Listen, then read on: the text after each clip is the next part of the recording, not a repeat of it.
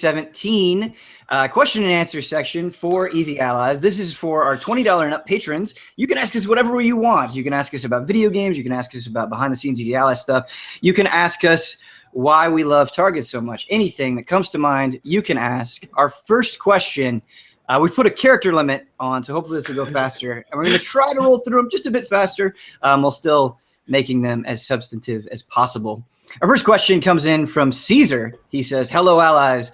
Since this is the first question, let's start with an icebreaker. I've noticed that this forum has served for bonding and getting to know each other's backgrounds better. Jones last week revealed that he edited video for the San Jose Sharks. In that spirit, I would like each of the allies to reveal something about themselves that they think none of the other allies would know. Not looking for skeletons in the closet here. Something simple will do. Just what makes you comfortable sharing. He has a way that we can kind of like roll to call on people, but I think I'm just gonna, if we need to come to that, we can. But otherwise, I think I'm just gonna have you guys say something you think the other allies might not know about you, about your background. I feel like you guys know everything about me. We know everything about you? Yeah. I got one. Go, Brandon. Because I'm curious if anybody else did this. This is one of those things that, like, when my parents talk about my childhood, I'm like, oh God, I did that. Were you ever involved in something called cotillion or assembly? Yes. So, like, I used to go to, when I was in, like, junior high, it was cotillion, but then I was in high school, it's called assembly. I would go and wear a suit. I think I would do this once a month, and I would dance with, like, other people in my class. Like in a big circle, we would learn like ballroom dancing and like being like gentlemen and ladies. And it would be like etiquette. Like one of the hosts of it was a former musketeer, like all grown up, you know, and like it was super cheeseball. And like at the end of high school, when I graduated, they had like the big like assembly event where like we all went and like took pictures together. And like, it was so ridiculous. And like, I just had to do it. Like, I don't even recall like getting an opportunity to argue with my parents about it. It was just like, you're doing this. It was like Boy Scouts. It's like, you're doing this. Follow-up question. Assembly. Are they Mouseketeer or a Musketeers. Oh, did I say Musketeers? Yeah. Oh, Mouseketeer, sorry. Oh, okay. He also could have been a musketeer. He also could have been a musketeer, but I mean, that's his own thing. Like, I don't know. Oh, you like D'Artagnan? Legit, yeah. Huber, you know how I know about cotillions? Gilmore Girls. Nice. Yes. Yeah. Yes. That's where that comes from. So you guys know I play clarinet, but did you know I was in marching band? I could see that. Yeah. Yeah. What instrument do you play in marching band? Clarinet. Endurance. Clarinet, marching band. There's no space for a clarinet in a marching band. Oh, Sure there is. Yeah, bunch of us. No, I need horns in a marching band. Dude. Can you imagine? Horns, drums. Horns are the big ones. Can you imagine how much of a Boys. team player Huber is in a marching band? Like he's got, Huber's got your back. Yeah, Huber, that does like conflict with what I imagine you as in high school because it's not cool. Like, were you cool in the marching It band? was just freshman year, and then I bailed out after. Okay, that. all right, too cool. Yeah. Too cool. Yeah, too cool for that. Yep. In my school was so small that if you were in the band at all, you had to be in marching band, and like Me too. it was cool. Ian, that was the same thing as me, except my school was huge. But they would like blackmail you. It's like if you want to be in the band at all, you have to join marching band because then they would do like all these competitions and like if they would win, they would like get more funding. It was all political. It was all sketch. Funny. Bouncing off of that one, I used to play guitar, and in middle school, I had a band with 3 other people, and I wrote the song that we played at our middle school talent show. Yes. I wrote like the riffs and the bass part. I didn't write the drummer like just did his drumming thing, and I didn't write the lyrics, but that was so much fun, and like people were really into it. It was just like a super. Yeah, it's the simplest thing in the world. It's just like power chords. The way the song goes, it's like it's a lot of repetition. It's very simple, but it was super fun. When did that end? When and why did that end? When and why did that end? There was a lot of drama. Oh no! It was legit girlfriend drama because the lead singer, I was dating the girl that he was involved with. Yes. And then we broke up. Heartbreaker band. And he started dating. The lead singer started dating her, and he was like, "Yeah, I'm gonna go get these other musicians from this other middle school." and start this band, and they lasted for a couple of months, and then they broke up. And so, yeah. So we got Ben on bass, Huber on clarinet, Ian and Jones lead vocals. Or guitar. Well, okay. So like, I don't know. We got Brad on guitar. We just need a drummer. We gotta get blood on the drums. I'd be happy to go on bass though. I'm really interested in bass guitar. Kyle on keyboards. Ben, what's up? Could the lead singer be PJ? No. Can I? Do you want to know the first name of the lead singer? I'm not gonna say his last name. No, don't say his name. But leave it open. Okay. I was just gonna say. All right. I was just gonna say his first name, but all right. Mystery. This is a person of mystery. Yeah, person of mystery. Anybody else got one? Ian, I did not start pronouncing the hard S in Bossman until the first PlayStation Do's and Don'ts video I made. What? Up until then, I just said Bosman as a Z, as if it was a Z. But when I was doing that video, I like made a conscious decision of like, it's time to get it right, Kyle. If your name is going to be out there on a video. You used to break my balls about saying Bosman, but that's where I got it from because Jones, I probably introduced myself as Bosman to you. Yeah. Whoa. I always remember Jones calling you Bosman. I was like, isn't it Bossman? Yeah. I think I still call you Bosman. Yeah. So now Bosman is a different person entirely. Yes, he's gone. I've killed him. I've killed Bosman. I think you wish you did. It's like that's like the other Stephen King's the other half. You know, it's like you have to remove him from your brain and bury it in the backyard. Yeah. Or that decision was the divergent point when we slipped into the bad timeline. Oh no, that was it! We all that was the moment. That decision. Damn it! Easy Allies Historia. Yeah. That's amazing. That is I can't think of any. I mean, I've got all kinds of weird secrets that you guys probably don't know. I was in a bunch of bands too, but you knew that, I think. That would not shock us. No. You have an amazing voice, Ian. You do. No, I don't. It's okay. I've accepted it. You knew I was raised hella Christian, right? Oh, yeah. Yeah. Yeah. Gave that Me up. too. If I think of one, I'll say later, I guess. Let's move forward. Did you have a first communion, Ian? Yes. Yeah. Okay. And I was confirmed and everything. Yeah. Me too. This one's pretty straightforward. It's from Michael. He says, "Hello, Easy Allies. I haven't tried it myself, but I think Ian would like Dreamfall Chapters on PS4. Love and respect." Yeah, that's actually my friend Jason likes that game a lot. I need to check it out. Is that fully out? Was that episodic? That's all out now, or? I think it was episodic on PC, and then now it's on. I cannot confirm. I shouldn't talk, but yeah. Yeah. Cool. It definitely was episodic on PC. That seems right. Yeah. Yeah. All right.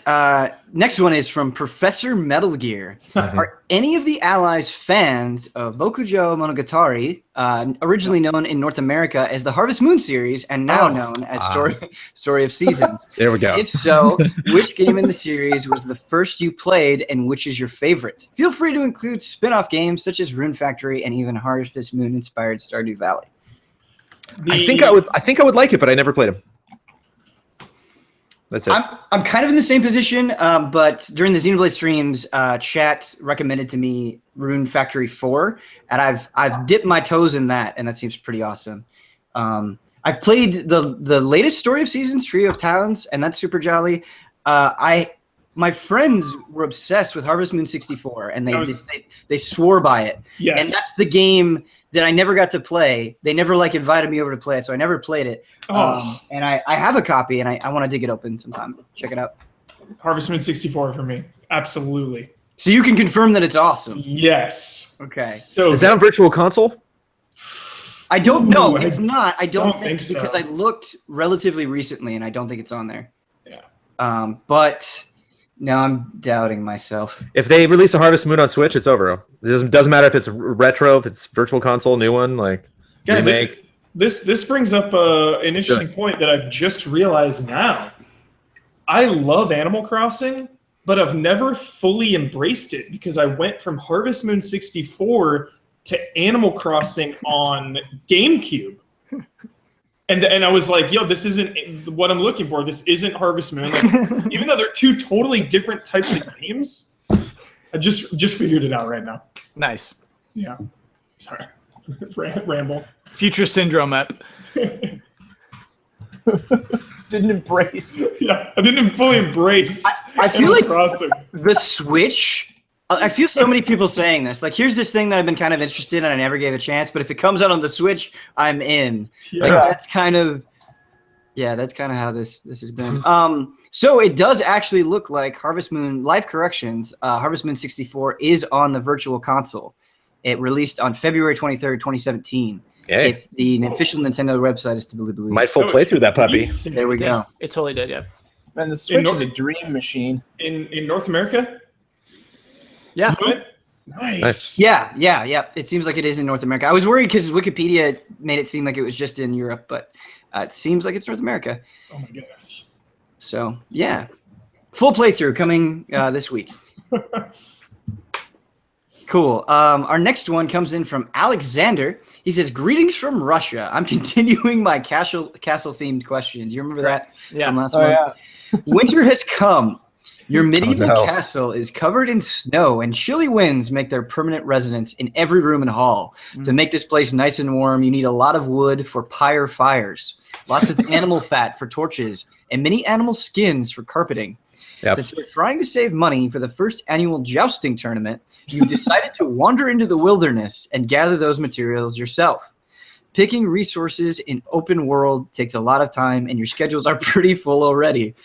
You've thought about this for a long time and came up with a single solution. You need to find a way to integrate this activity into your regular shows. Easy Update and Don's discount logging were pretty easy to figure out, but what about the rest? How do we go? Yeah. Hubert stacking. Hubert stacking, and I like stack boxes or wood. I just stack wood and chop it with an axe. Do you know those big basically hunters use them above ponds, and they just wait for ducks. They sit in these cool Blind. Yeah, but they're like elevated. And yeah. they just That's a sit all hunting day.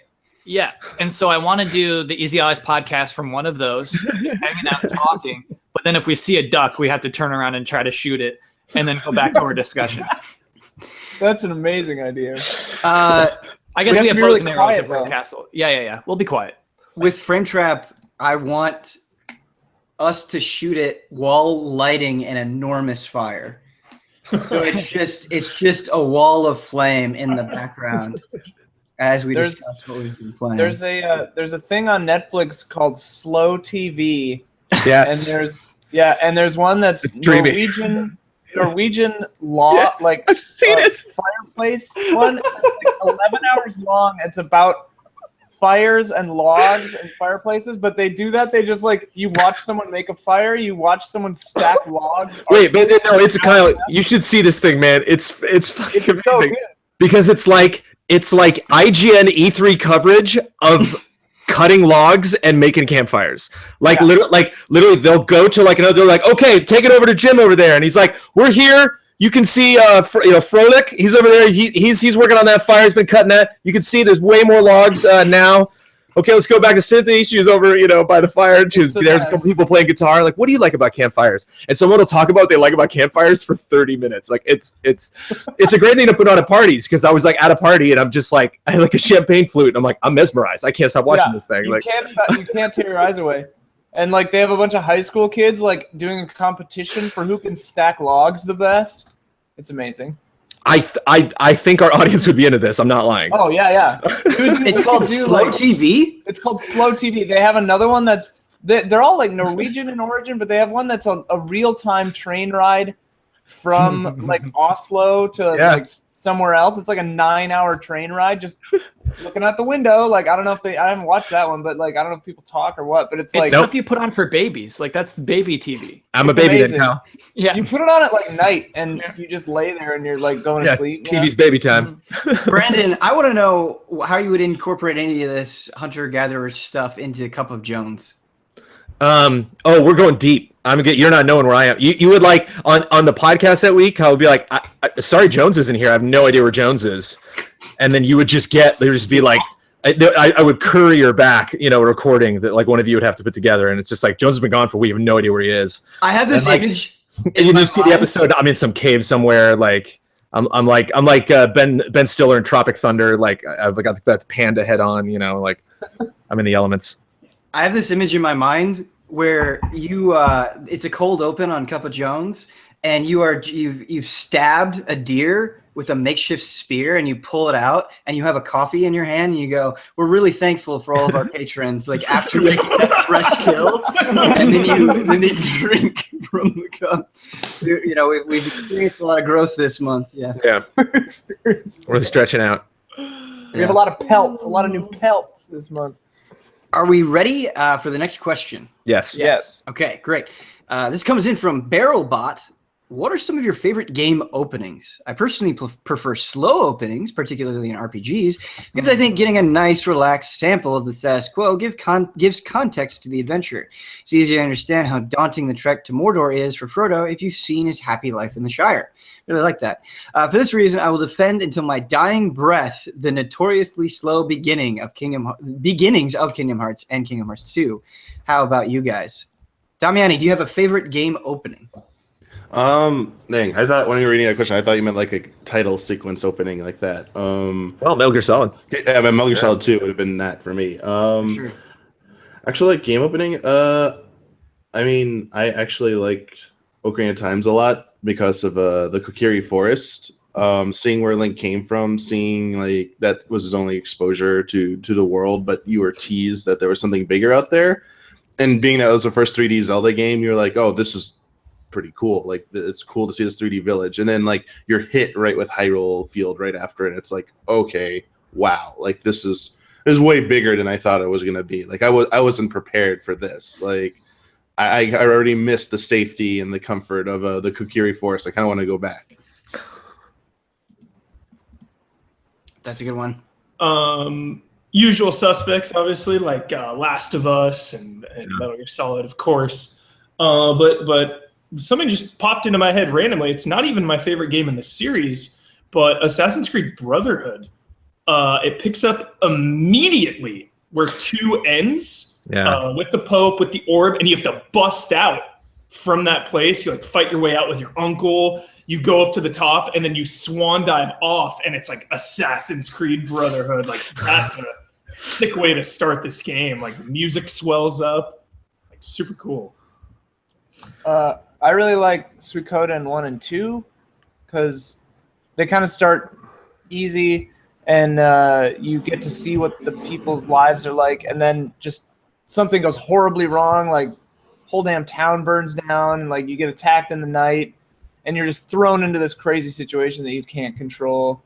I really like that. I like that. I like it when things go from like 1 to 60 immediately. Like everything's fine, and then it's like, oh god, the whole place is on fire.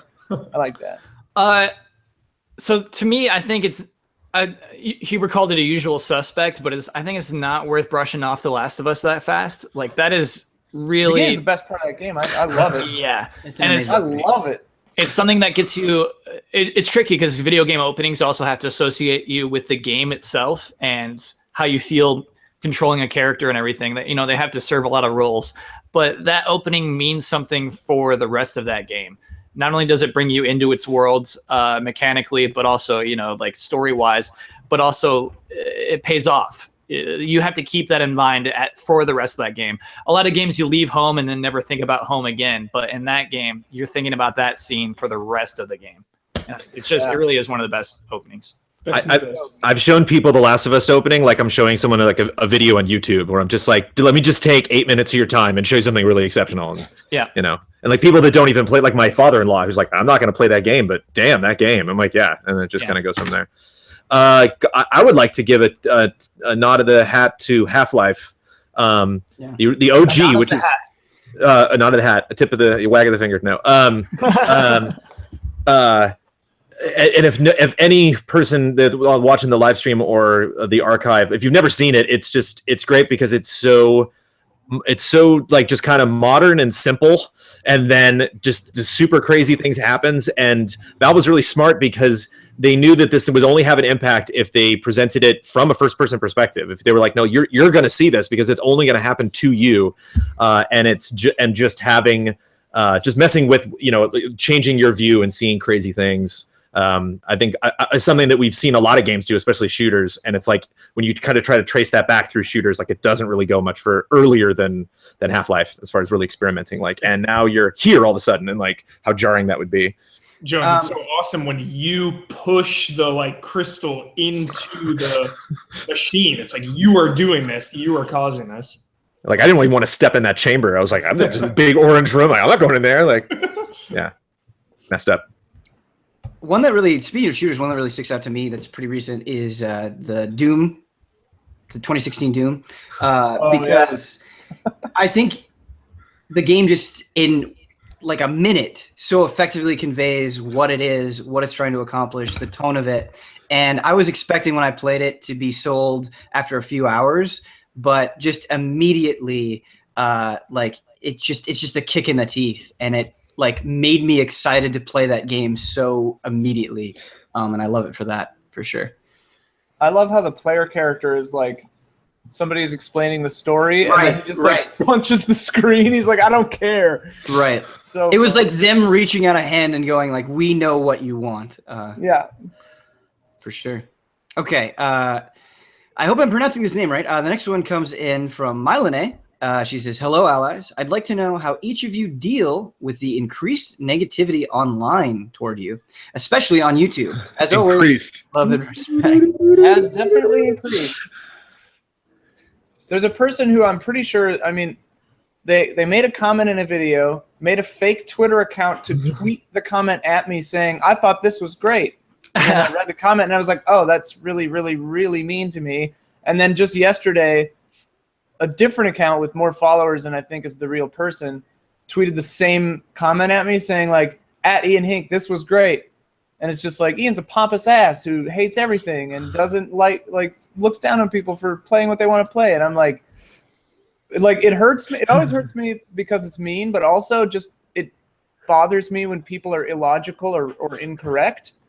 So I want to just correct them and be like, I don't care what people play. Like, do whatever you want. Like, it's just not my business.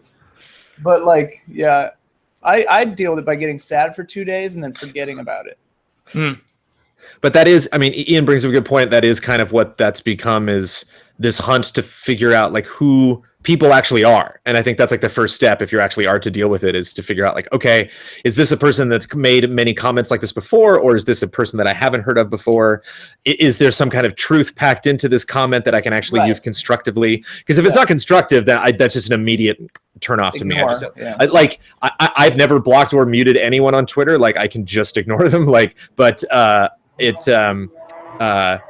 yeah, just figuring out like, because sometimes like if a lot of people are making a concern and it's a lot of different people, like then I'll listen to that. Then I'll be like, oh, okay, this is actually and a lot of times it's a technical concern. Like those I take more seriously than others. But not taking any comment at face value and actually like trying to dig in and figure out like, okay, who made this? What condition were they in? What were they even referencing? And how seriously should I take it? Yeah. Yeah. What's weird is the things that I think personally hurt the most are the things that like I look at that and say, oh man, that person's kind of right. There was a thread on our own forums that was like, EZA isn't doing enough, EZA isn't good enough, and that was a pretty crazy thread. And of course, like I was like working on planning Box Peak at the time and saying like, well, I am doing a narrative series, like one will come, but like we couldn't say anything like that. And so basically a lot of the times, like the way that I deal with criticisms is if it's valid, I'll just do better. You know what I mean? Sometimes people definitely annoy me and you'll see me go off on people who annoy me with normally like short, mean comments. But generally I use mute a ton on Twitter, Jones. If somebody like annoys me a little bit, you're muted, you're gone. For the rest of my life, I'll never hear from you again. It feels good. The person usually does that and then I never hear from them again. So like if someone was like incessant, I've yet to have that. And maybe I'm lucky in that regard. Like I mean, like you don't have a lesbian haircut maybe, but like people are like never too late. mean to me. Like, yeah, they'll like make it their life's work to make me feel bad. So yeah, mute is my friend. Yeah, I love muting.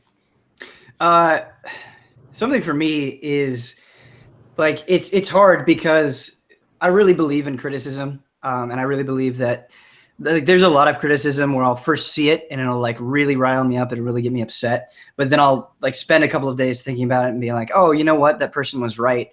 But I think part of the problem is like it's good to expose yourself to criticism, and it's good to consider feedback and to give yourself like enough time to digest it. But I think not just with like easy A criticism, but with the world at large, it's really easy to just fall down a rabbit hole of intense negativity. And I'm not saying you should only surround yourself with positive things, but like the rest of life, if you spend too much of anything, like if I'm spending too much time looking at positive things, if I'm just looking at, oh, everybody's saying I'm great, then that skews my perspective, and it goes the other way as well. And I think it, like I said, it's with the world today, right? It's very like sometimes I try to catch up on the news, and I'm like, okay, I have to take a step back. Like I can't just be surrounded by all of these terrible things that are happening. And so I think what I've tried to develop and what I've tried to be better is knowing when I'm spending too much time obsessing over it, or spending too much time like trying to just find more rather than actually fix the problem. And I think it's good to set limitations for yourself. Be like, okay, I'm going to look at this thing today. I'm going to look at this video or this show that I do and try to figure it out. But I'm not going to like look at everything else. And that way I think you can be more productive with that criticism and actually like try to get things done. Well, it's really funny because I've seen a lot of comments, some from people actually giving criticism and some from haters, where it's just like, don't ignore the criticism and whatever. And it's like, it's easy to tell the difference between hate and criticism. You know, like we're critics. The language is different. Like, yeah, we're all game critics, you know, like, criticism. So it's what we do for a living. So yeah, we can weed out the bullshit. Like we can tell when somebody's just doing something to get a rise out of us. Yeah. And that's that is the easiest identifier. Like if something very intentionally is there is like, what are you going to do about it? It's like you can instantly be like, guess what? Nothing. I won. Woo-hoo! You know, like you can just savor that victory immediately every time of just like, you gave yourself away right there with you caring what I think, you know, like you actually like investing that much to try to get a rise. But it is true though. Like, you can read a bunch of comments that are positive, and then like one or two just really mean comments, and then like that's your takeaway, you know, like your heart just sinks, and then that's what you're left with.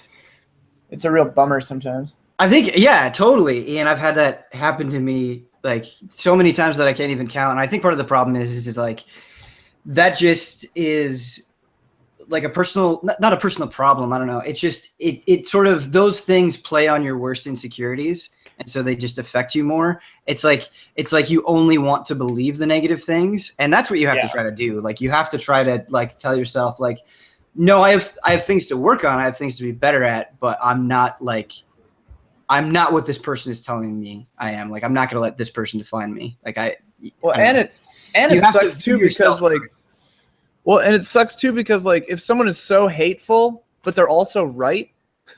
Right. Like sometimes the assholes are right. Yeah. And that's the worst. And you're like, like you are such an ass to me. You called me all kinds of terrible names and used terrible language. But like, there's one thing you said that's right, but then you're like, okay, I want to address this, but you don't want to feel like you're justifying them or like making them right. You know, it's like, I don't want to give you the satisfaction of actually doing the one good thing you said and all the times you told me to kill myself. Like, yeah, it's you know, it's a sticky wicket. The internet is weird. The other thing, I'm kind of on the other end of like, if they're right, I can use that to fix something that I did wrong. Mm-hmm. It's when people presume and pretend to know everything about me and say I'm something that I'm not. Well, yeah, that hurts me the most personally. Yeah. So. Yeah, when people are wrong, you want to just be like, dude, no, like, yeah, your perception of me is entirely false. Yeah. Like I don't know. You just want to see. That I think is hard to discern sometimes, but can be really important, and why you should probably never reply immediately is a lot of the worst negativity they're just doing it so you reply, so you get into that scuffle between them. Like, I don't even know sometimes if they actually believe it. They're just, there's a difference between saying something and believing it and just trying to pick at somebody and push their buttons. Yeah. And so like ignoring those people is the best thing that you can do for sure. Yeah. Okay. Oh, sorry. Go ahead, Damiani. Yeah, I was just gonna say, like, yeah, I'm like Huber. The ones where people don't know the full story, and just jump to conclusions are usually the ones that are the most, to me, are the most annoying, and the ones you feel like you want to respond to the most. Yeah.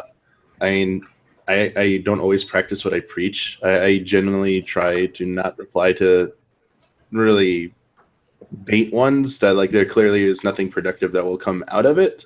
But it's when they're very egregious in terms of like the facts that they're trying to present, when it's like, no, I'll tell you why those are wrong. Like, this needs to be set straight because you're operating under false pretenses there. I do use the Twitter filter settings now, the new ones they introduced. Like, I just enabled all of those just because I was like, all right, Cool. who knows what's going to happen. So I'm just going to go ahead and do that. I use all the social media, like forums and areas we post on. Like, I will use like block functions and stuff. If a person has just like not said anything productive to me or the allies, and it's like, okay, you're never going to say anything that I'm going to get any value out of this. Like, you're not even helping me. I can't even read between the lines of what you're saying to figure out like what you're really upset about to maybe try and get some constructive criticism out of it. So I'm like, no, you're done. Like, you of course have every right and freedom to keep bitching about it, but like, I don't have to listen to it. So it's like, bye. It's like, just not going to listen to that anymore. And same thing, just, people who are right about stuff. I will do, like, I like those because then even if I know it sucks that they pile on a bunch of like other negative, inflammatory statements on top of that, but it's good to have someone say that and address it.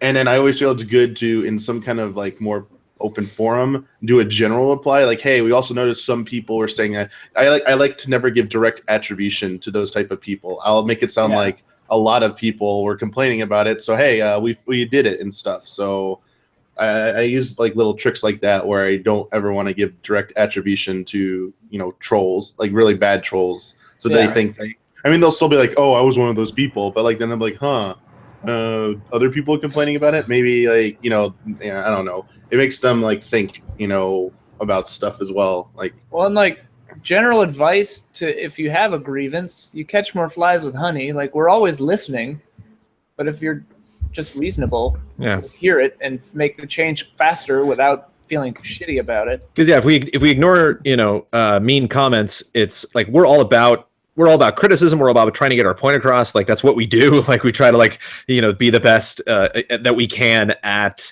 communicating our opinions, and so that people listen to them, so that like the things that we're saying are understood. And a lot of times those are, hey, person somewhere else in the world, we want you to do something that you're not doing. We want you to change what you're working on, whether that's a company or a developer or a publisher or just an actor or whatever. And so it's like we're trying to get better at that too. And so it's not like we're ignoring these things. We're just trying to figure out the most civil, productive way to do it. One final thing that I want to bring up that I think happens and why people aren't always like, considerate or reasonable is because, like, I think about the way that we joke about developers sometimes, both studios and individuals, and we're saying it sort of, I think, with the assumption, the subconscious assumption, where it's like, oh, they're never going to hear this. Like, this is us just talking to each other about this thing, not necessarily this person, and we don't consider the person because we don't think they're going to be there. And I think that happens with us too. I think we forget that a lot of people just see us in those videos, and so we don't necessarily feel real. We don't feel like we're things that are actually going to have consequence in these people's lives, or that we're going to be affected by what they say. And so I think, like, knowing that, it can be a little bit easier dealing with some of that stuff. It's a great point, Ben. Yeah. Great point. Okay, let's move on to the next question. But this is, I like this one, and I don't want to cut anybody off. Does anybody else have anything else they want to say? I reward positivity with direct attribution. So you give us a constructive criticism in a nice way. I'll be more like a tailor response to you that clearly said like acknowledging you for doing that. So I forgot to point that out. I wanted to say like I don't just ignore people all the time. That sounds like something RoboCop would say. Like, I reward positivity with direct attribution. Our next question comes in from Rebecca. Hey, pretty ones. If there was any type of game based on easy allies, what unique mechanic would be taught by each ally in the tutorial? So what mechanic would you teach the player? Unlocking towers. I'm teaching. Nice, Jones. Nice, Jones. Cracking up every time you get to a tower, like I've already been there, and I've been like, hey. See you at the next one. Yeah. Two-handed weapon proficiency. Nice.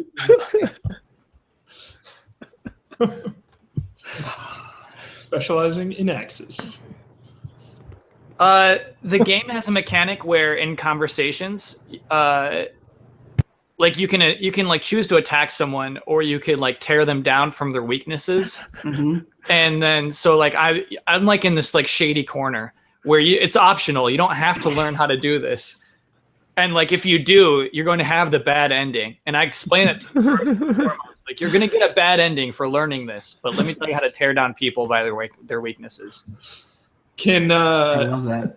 Can Bloodworth be like the maiden person, like in Souls? Like you go to Bloodworth to put your experience points. Yeah, but he mocks you for it. He meant inside me. If you like choose to charisma, do the really? stats, it's like okay, blood, fine. I'll do strength. Fine. But he like he'll start to say something. He'll be like, and you're like, what? You actually have to ask him like, were you going to say something? And he's like, I just figured where you're at right now. I don't know if agility is really like the best thing.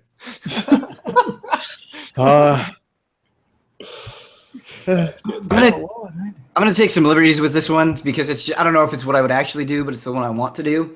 Like in our game, you don't raise animals. Like there's no reason to do that. They're not a big part of the game or getting through it. But I teach you how to raise, like, and you get to pick. Like you get to pick like an absurd number of animals, and I just like get to sit there with you and like pet the animal and feed the animal. And Awesome. you can it's like the Chow Garden in Sonic. You can just spend way too long doing it, but you don't need to engage with it at all.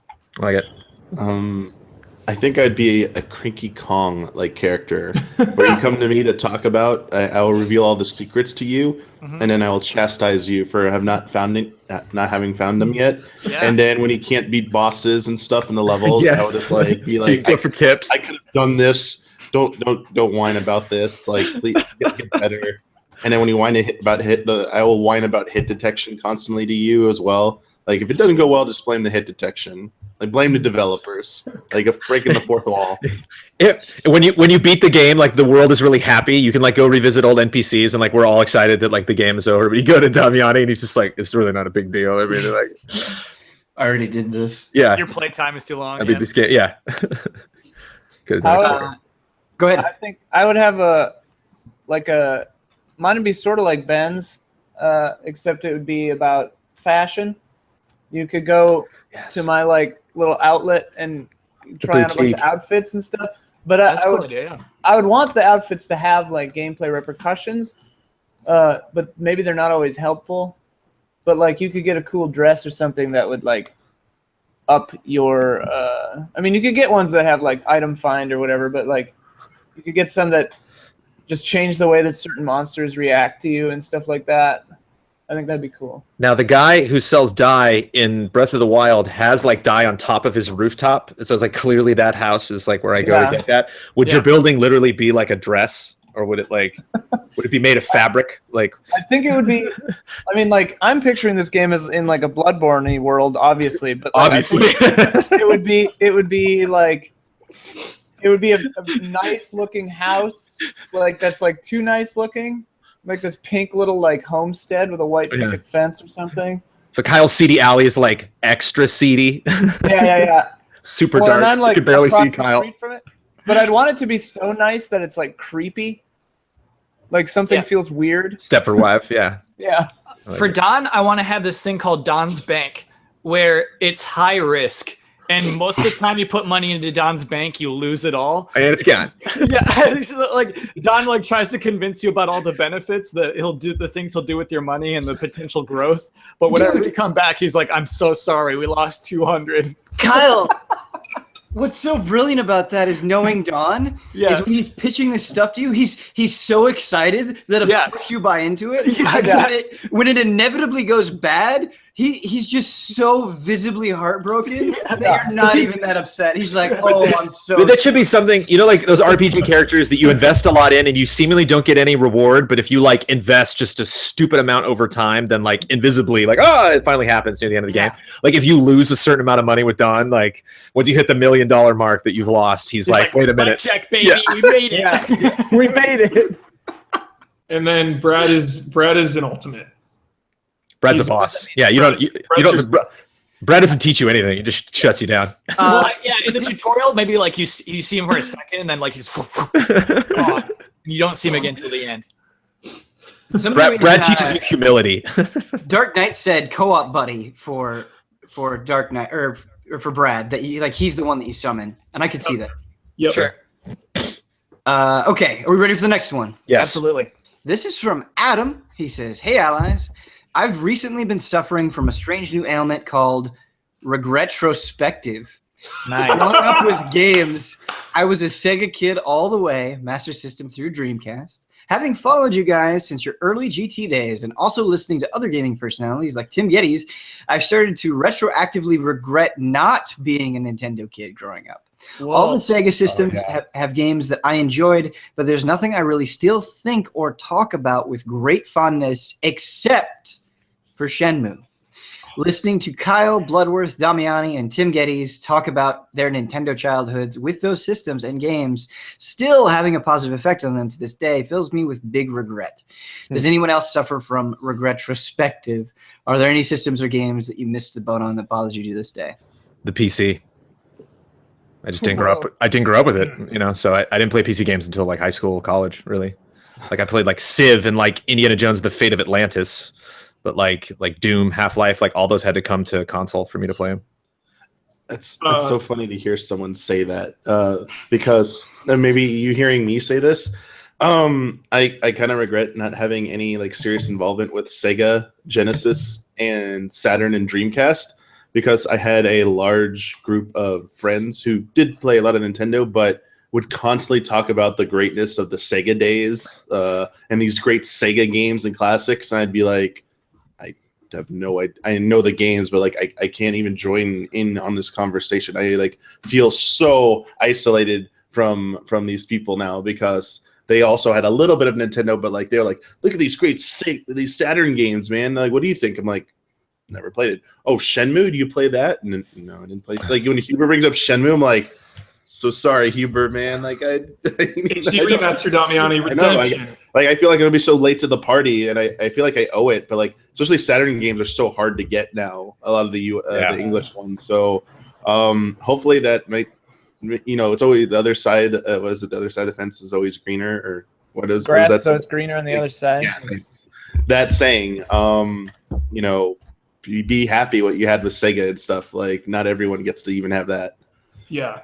And Bloodworth playing Earthbound and Mother is like the most epic redemption I've ever seen in my life, dude. The guy is it's never too late. You know, Mother just came out in like 2014 in North America, and it's like he never got to play Earthbound all the way through, and it's like, yo, I missed these games. So I missed Earthbound back in the day. Like, I'm going through these, and now it's redemption. So like, it's never too late directly applies to these Bloodworth streams. Yeah, as far as it being never too late, I was a Sega kid too. I didn't have a NES or Super Nintendo until like junior year of high school. And for me, I don't know if any of the other allies were like this, but like I was just so fascinated with video games in general as a kid. Like you could put anything in front of me, and like I wanted to give it a shot. There was like Superman 64 was a bummer. I remember renting that, thinking that was cool. And then there was like this, you were like this egg construction worker on the PlayStation, and that game was bad, I think, or I remember not liking it. But everything else, like everything was new, right? As a kid, so it was hard to regret anything because it was all so exciting. Like everything was a big deal, Ben. Everything. And I was just so willing to believe. I mean, it was just naivety, but like I remember Huber reading articles about Shenmue and the way that they talked about that fucking game. They were like, we are making real life. We are simulating reality. We are going to transport you to another world. And I was like, I'm ready. Let's go. I believed that it could happen. I always bring up the magazines. The image is still imprinted in my brain, showing characters' hands, and you can see like their veins.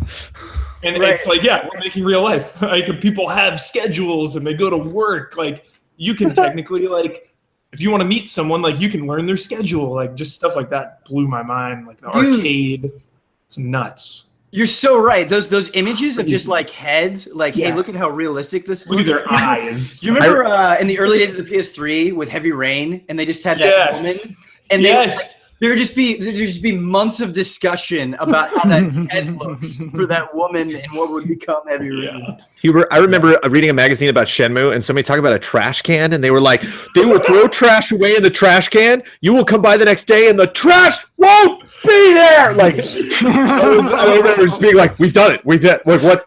Where else do we have to go? Or it'd actually be really hard to keep the trash there. Yeah, I was like, less work to make the trash go away. Last thing I want to say is regret actually saved my gaming future because I grew up with regular Nintendo, but then you guys have heard the story. Like the reason I got Sega instead of Super Nintendo was because of Mortal Kombat having blood. So what I love Sega Genesis, obviously. Streets of Rage, would never diminish the memories of Sega Genesis. Like one of my favorite systems of all time.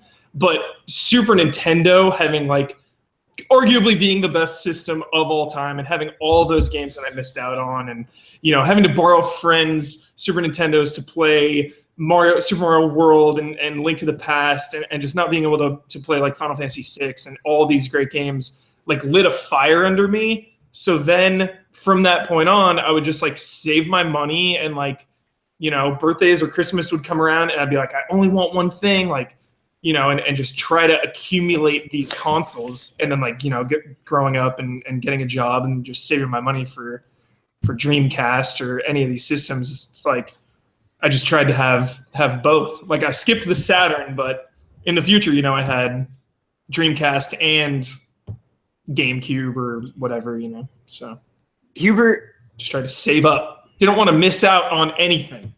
Did you feel, I mean, I still feel this way about Sega, where there are obviously like classic Genesis games that they're amazing and deserve a ton of praise, but the way that we talk about Super Nintendo games, there's a different level of reverence. But I always kind of liked that about Sega, where it's like, yeah, but we've got blood in it, or hey, check out Toe Jam and Earl, it's cool, trust us. I always kind of liked that underdog element. Like that's kind of what I was gonna say. Like I'm in the similar boat to the OP here, but like I had a Genesis and I loved it, and it felt really cool. It felt like the cool, like, system, But then Super Nintendo felt like the more artful system. Totally. And like I would go over to my friend's house and like watch him play like Zelda or whatever, and I was just like, my God, this is art. This is like a work of art. Yeah. And I always truly cherished those moments. I don't know if I was jealous or whatever, but I definitely felt that. Yeah. Is it weird? Is it wrong for me to say Super Nintendo has like really long epics and Sega Genesis has like quick hitting epics? Like that's wrong. That's wrong. I just feel like when I sit down with my Sega Genesis, I play something in like a quick burst, couple hours, I'm done. About like Phantasy Star, bro? Oh yeah, baby. Shining Phantasy Force. Star, for sure. Sega does what Nintendo don't. Sure. I do think that was part of the problem, though, is like some of those best things that Sega had, people don't think of, or a lot of people don't think of when they think of Sega. And so we need to do a better job. We need to make some don't skips. Hey guys. Oh yeah. Vector Man is awesome. I don't care what anyone says. Vector Man is the shit. All right. I like Next this one, question. Jim. Earthworm Jim. Earthworm Jim. Earthworm Jim and Earl. Yeah. Also on Super Nintendo. How dope? Just really quick. How dope would an Earthworm Jim comeback be? If it like if Sony was just like total surprise out of nowhere, full 3D, crazy, like even the Kickstarter. Every now and then I just think about Earthworm Jim, and I'm like, I think that would be super dope. fun. I think that is like the possibility is there to sell that character in 2017. That is all. Totally. Next Then one. I think of Sonic 4, and I'm like, how did you mess this up? Yeah, if you didn't mess it up for sure. Yeah. You got How did Sonic. you make Sonic feel slow? Hey guys, Sonic Mania. Please be excited. Sonic Mania. Ian, there's something really funny to me about mildly dope. I like that. Our next question comes in from Liana. She says, "Hi, allies. You each wake up." Boy, I love when like our question askers like want to tell a story. You each wake up one sunny morning, and when you look in the mirror, you realize that you've become the main character of the last game you played. Eventual special / superpowers included. Yes. Who are you, and what is the first thing that you do? Oh, I'm a Portal Knight. I get to make the world whatever I want to make it. Ah, that's the best. I'm so pumped right now. You know what I played this morning? Yeah. Friday the 13th. I'm Yes! Yes. We're doomed. Nice. I feel like my answer is really convenient too. The last thing I played was Vanquish, and I'm just like knee sliding all over. Nice. Nice. That'd be great. Playing Fire Emblem Echoes, which has two main characters, but honestly, like the boy is the main character, which becomes apparent near the end. Local men. Yeah, so I'm that guy. I'm Ulm, and I'm just really good at leading my army, and I have some cool sword that I can hold. Are you pretty nonchalant about it? No big Yeah. deal. Okay. Also, I would be, for some reason, all the women are attracted to him. To you. That would be new for you. Yeah, it'd be pretty cool. My God, I would be Diva. Nice. Oh, No. Diva is not the main character of Overwatch. They're all the main. Whoever you play characters. as is That's the what I main most character, recently played. Kyle.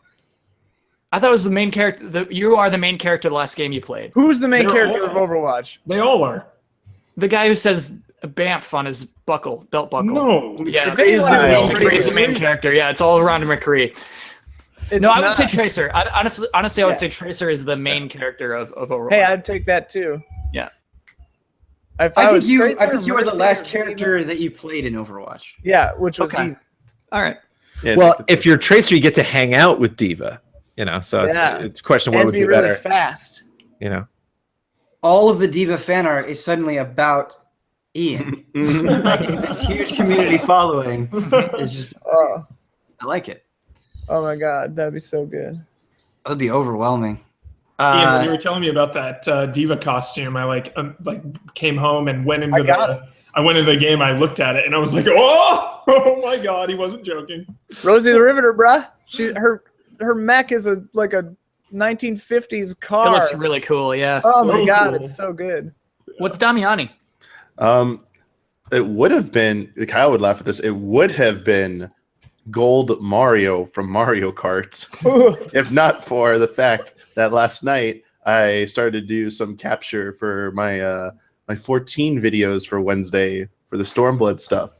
So you're you. I'm me. I'm Avatar Korra, which nothing is making me happy right now than that. So I Dream. was like, Sure. it's perfect. Oh man, I really wish it was Gold Mario because that is like. I know Kyle wants me to be perfect Gold dumbass Mario. answer. Like, Kyle wants me to be It's Gold so Mario, but me, I'm like, yeah, there's like nothing more perfect than that answer. Just like Damiani driving by Kyle after slamming him with the green shell and like waving and sparkles coming off. It's so perfect. The thing about Gold Mario is the people who pick him wouldn't have picked Mario, but they want to show off that Yes. they've gotten all those stars. Yes, absolutely. They don't like the character. They simply want to show off. Our next question. This is a name. Everyone who bought a copy of Bosman v. Wozniak Poems of Tetris asks, behind every game, there is a creator's intent. However, at times, because of fear, expediency, or personal enjoyment, we put aside that intent and play the way we want to play. In my case, I'm a straight pacifist gamer. For this reason, I frequently use mods that allow pacifist playthroughs or remove enemies in general. As for you, what are some of your favorite ways to politely put aside the creator's intent to have a more enjoyable or palatable experience? As a side note, palatable. Thank you, Ian. As a side note, I want to thank Bloodworth, who introduced me to Deus Ex Mankind Divided, which is simply the best example of a game with optional pacifism I have ever played. Yep. I got 2 quick ones. Ooh, nice. Nice. They both involve modding my Wii and using homebrew stuff. One, removing the shake controls from Donkey Kong Country Returns, which was creator's intent for doing the roll mechanic. Couldn't stand that crap. Didn't give me the option to just press a button and roll. So we fixed that. And number 2, sorry, Sakurai, you might be a genius, but tripping should never be an intended mechanic in Smash Brothers. So modded my Smash Brothers to get that crap out of there immediately. Beautiful game after that. No more stupid random tripping costing you the match. Huh. I've done like instances of it, but nothing like game wide where I was like doing it the whole game. But I've definitely had parts where they're like some tutorials like to use this mechanic, and I'm like, I'm good, I'm fine. No, like weapons a lot where they're just like try to vary up different weapons and use maybe like stealth, but then again, that the intent a lot of those times is to give you the choice. So it doesn't seem like I'm like negating their purpose. I can't think of any. I do like that feeling though. It does feel good to just be like, haha, nice try. I definitely, back in the day, I definitely used to use mods a lot. I remember just like for fun, I would make my own race in like Morrowind or whatever. You could go into the files and just like add a race, and then you max out your athleticism and stuff, so you can just jump forever. And I would always do like 1 or 2 traits just maxed out, and not the other ones, just to like play around with what it would be like to just be able to run really fast and jump for like a mile. Stuff like that was really funny. Speaking of mods, someone just modded Last of Us so you can play as Tess through the whole game. And Tess is like one of my favorite characters ever, so I think that's pretty cool. In the cutscenes, does she have Joel's VO? I don't know about the cutscenes, but like I'm pretty sure it's just Joel's skin. But it's cool when like when you're playing the game gameplay wise, it's like her and Ellie just like palling around.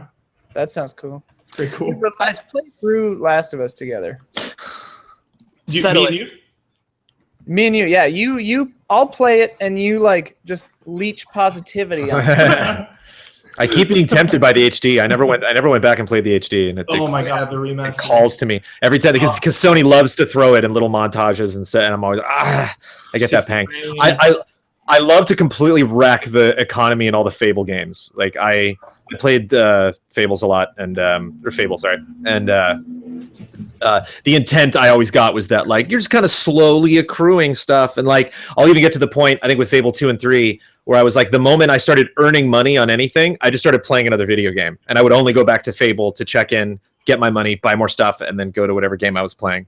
And then I'd revisit Fable 2 or Fable 3 like a week later and just have way more money than they wanted me to at that point. Nice, like, Jones. Sorry. Take that economy. I love strolling into like a new RPG village, and they're like, "Can you afford?" I'm like, "Yes, I'm buying the whole town. I'm buying your shop. You're fired." Like, it's great.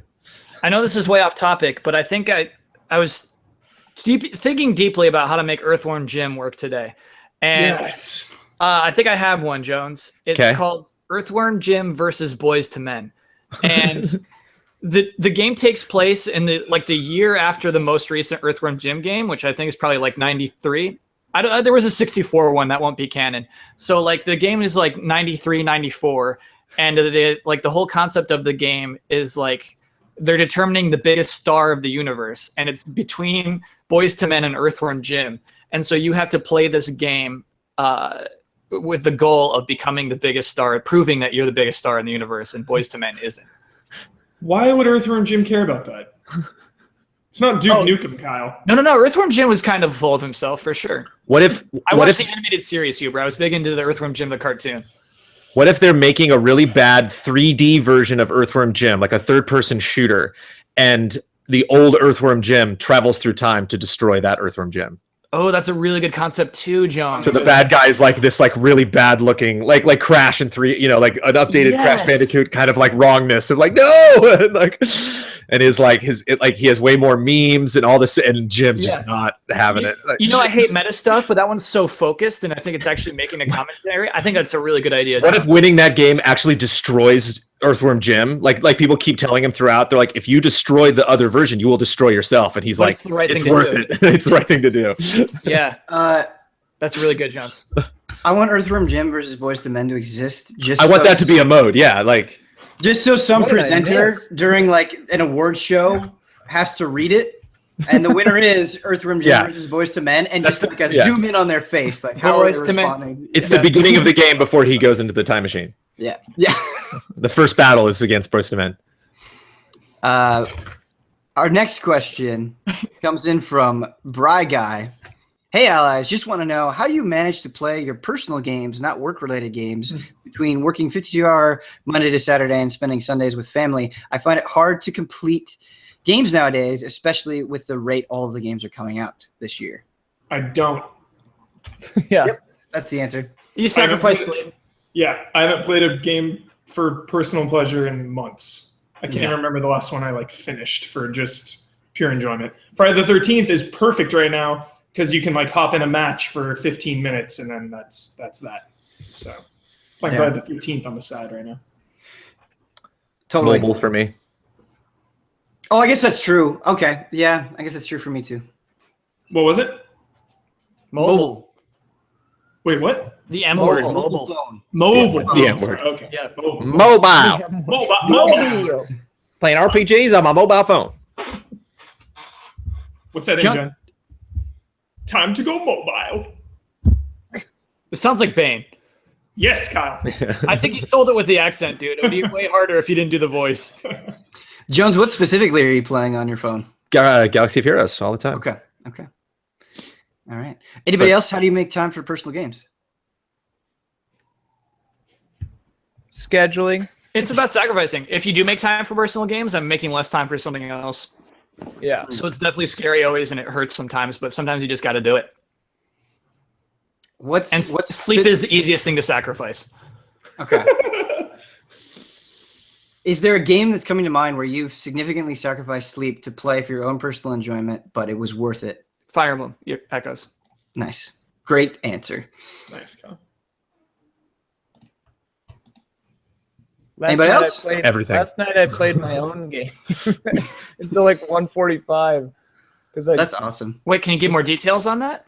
charity. I was playing it again because I was thinking about like trying to see if it had bugs or whatever. Because I don't know how you put something on Steam, but I was thinking about it. Yeah. So I just replayed it, and I was like, oh. And like mashing in every corner and like QAing it basically. Yeah. Nice. Nice. So I mean that's kind of work too, but it was fun. I just want to say TV shows are the best because I can come home after a long day, or even if I'm like working on something for a long time, and like because you know, like sometimes I'll have free time, but I'll be too tired to play something like a Persona, Totally. or like I'm just too tired. So then I just sit down and beach myself and throw on a 45-minute TV show, and that's that. It's just perfect. There's always time for an episode of something. Our next question comes in from Silent Consonant. He says, "Hey allies, E3 is going to be days away," all caps, when you are reading these questions. So here's mine. We are all going to be overhyped and overcome with anticipation for everything new that is being announced. When E3 is over and you can't play any of the games you just saw, what game is going to be your rebound? What game are you going to play when E3 kicks you to the curb? Arms. Yeah. Arms, for sure. I'm just going to enjoy the hell out of that. When does ARMS come out? The day after June the 6th. last day of E3, yeah. Right? Wow. That Friday? Yeah. That Friday. Same day as Stormblood Early Access. Oh. So you know Still get Damiani's early answer. access? Yeah, E3 Shadow drops for sure. There's also- going to be at least one. I'm dying to play Final Fantasy 15. It's like killing me to not play it. Play it, dude. Yeah. Play it, Kyle. And so I think I'm just going to back burner Nier and say, like, I want to play this game that I'm super interested in. I got to. Yeah, you've been waiting a long time, Kyle. What's up? You've been waiting a long time to play 15. I've been waiting for so long. You know? It's been patched. It's been You got some different experience with it. And then totally. It's probably the best it's ever been right now. You know, it is. They just came out with a in-game survey. You have to go in the game, and it prompts you with a survey.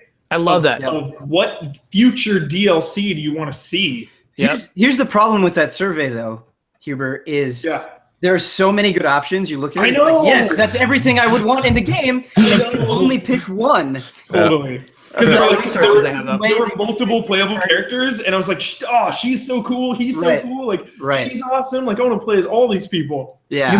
You're both logged in to do that poll? I haven't done it yet. No. Is it? Oh, but it was listed online. I got it. Yeah. Cool. Yeah. But no, I didn't actually do it. Okay. Wow, that's such a good rebound game. 15. That's what I think. I think that's a really good post-E3 game. Great pick. Jones, what are you going to be chilling with? Persona 5. Nice, Jones. Really? When I see You're it. not just saying that. That's not. Yeah, that's not just like a. You really? Yeah. I've been rocking Portal Nights lately because it was a little more fun than I expected it to be. But it's a short game. I'm pretty much wrapping it up right now. Done with Zelda, and so it was Neo and Persona 5. And wait, did you 100% Jones? I think I understand Neo because I played that demo so much, and like I've played more of the game than was available in the demo, and I'll probably go back to it sometime this year. But Persona 5, I have not played nearly enough to like get it. You know, like I haven't. I want to make a bet right now that Jones maxes out Guts first. I think he's gonna max out. He's gonna max out Charm first. Okay, that's a good bet. Jones, you playing through Persona 5, like actually committing to it and just digging in, like that's an E3 gift in and of itself. The E3 starts right now. Yeah, right now. Our next question comes from Alex. He says, "Hi, there's this unspoken, rarely uttered divide amongst gamers, and I want the Easy Allies to set the record straight with their own opinion on the following. Which do you prefer, story or gameplay? Also, what's your favorite current gen game in each category?" Wait, can you repeat that one more time? Okay, so he says there's this divide amongst gamers. He wants us to set the record straight. Which do you prefer, story or gameplay? Also, what's your favorite current gen game in both categories? All right, I think we can go soft on this and say like they're both important. Yeah. Can we like meet in the middle? Nope. I wanted like let's do this yes or no. Let's give them the binary answer that was asked, and I'll say story. Baby. Ooh, gameplay all day. Take that. If you're making a game, you have to make it either fun or compelling. But if it is neither, it doesn't matter what you're doing. Both are incredibly important, but yeah.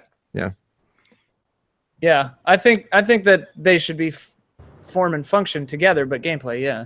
I will play a game that has good gameplay and bad story. I will not play a game that has a really good story, and I'm not having a good time. You took the words right out of my mouth. I refuse to answer. I really don't. I'm really not. I don't. You I don't can't see refuse it that to way. answer, Huber. You softball. I gotta. This is a You patron cheesecake. who gives us $20 a month. He's Huber, so and you're upset saying, that the "No, video went out. Yeah, we lost him. He's gone. Okay. I don't Huber know. just quit Easy Allies. You do. You know the answer. I don't know. This all goes back to Your feelings. Don't be soft, Huber. This all goes back to like Bloodborne Witcher. Like It comes down to whether you want to side with Kyle Bossman or not. That's where you're at right now, Huber. Is that where you want to be? All the allies are sitting on one side of the line, and the other side is Kyle. Yep. Shit. That was brutal. I don't know. No, it's true. Because the only way to be cool on the internet is to say gameplay. Like, to be honest, like, I'm very frank. Like, that's the only right answer is to say gameplay. So you're saying all of us that said gameplay are trying to be cool on the internet? No. He's just saying we are cool on the internet. Yeah, I'm saying you are cool. cool. I'm saying you gave the right answer. Like, video games, the most important thing is obviously gameplay. But to me, personally, the things that makes a game stand out the most is absolutely story. And if that's not there, it's not going to be an excellent game. My whole life, I've been saying story. I agree with that. That's why I play so many 6s and 7s, because those 6s and 7s primarily have a story or a character or a world that I'm interested in. Yeah. But recently, in the last like 6 months or a year, I've been like shifting towards gameplay. You're getting older, baby. Yeah, Well, here's but the I'm thing. gonna say story. I'm gonna say story. Like I hate that we evaluate games where it's like, okay, all of these arbitrary things that we've defined have to be on an equal level in order for this game to be worth it, and that's just not true. Yeah. Like I love Deadly Premonition. I think its story is great. I love its characters. I love the way it presents itself.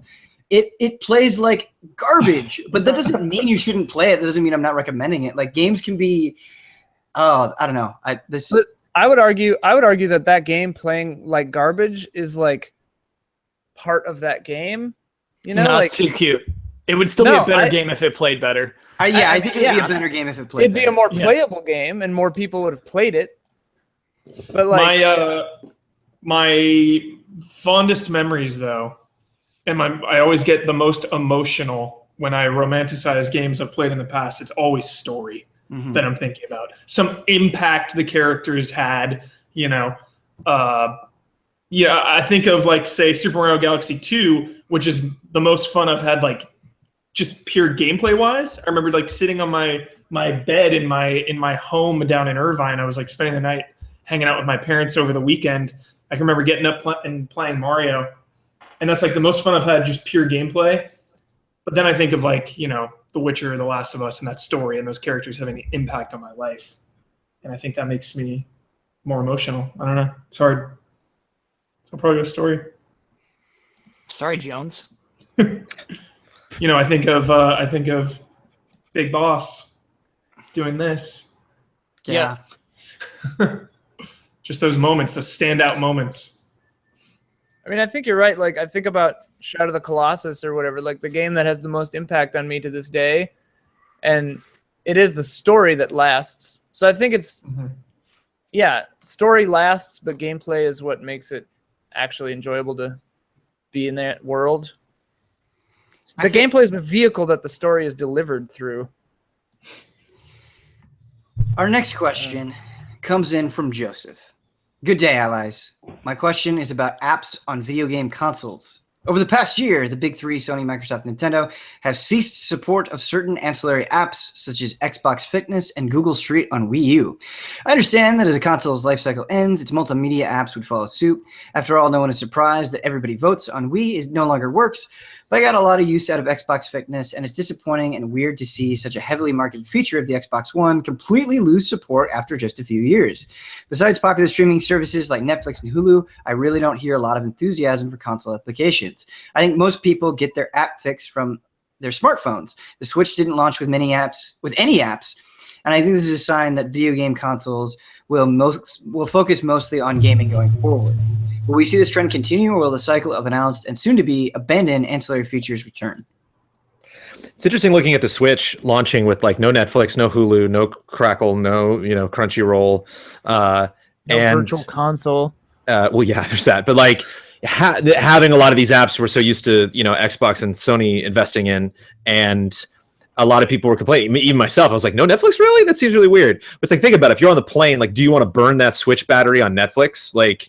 Or do you want to just watch Netflix on your phone or an iPad and like save that battery for Zelda or for like the reason I brought the Switch is like, to play these specific games. Then maybe that was a smart decision on their part. I was thinking about that a lot lately. I'll push back on this. Nintendo was smart again. No. I think the maps on the Wii U was a uniquely bad idea. It was fun for a second, but it was like a really dumb application. And I think Xbox Fitness is honestly, I support you. I think it's a really good idea, but it needed to reach, I think, a certain threshold for Microsoft to keep doing. Just as we said, Switch didn't launch with Virtual Console. It launched before it was ready. You know what I mean? And so it will have Netflix. It will have Hulu. I think you can count on it. So in terms of those apps, in terms of streaming apps, I definitely don't see that being diminished. I think that's I think a lot of people use their PS4s and Xbox Ones for Netflix and Hulu and Crunchyroll.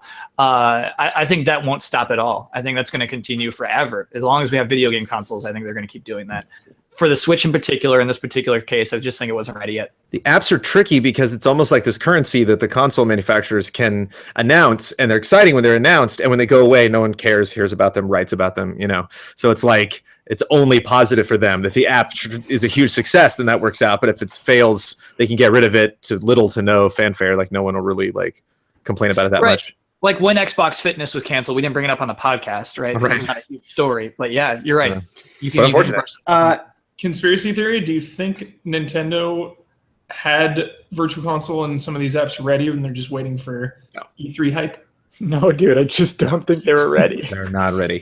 Kyle, you were talking about specifically video streaming services like Netflix, Hulu, and Crunchyroll, and the two examples that he brought up, I think are especially interesting. I haven't personally experienced the Xbox Fitness, but I think when you do something like that like a fitness program or like Google Maps, like suddenly there's a novelty that it's on a console at all, but then the follow-up question is, how good is it? How fast is it? How easy is it to use? Is it better than perhaps like other services that I could access?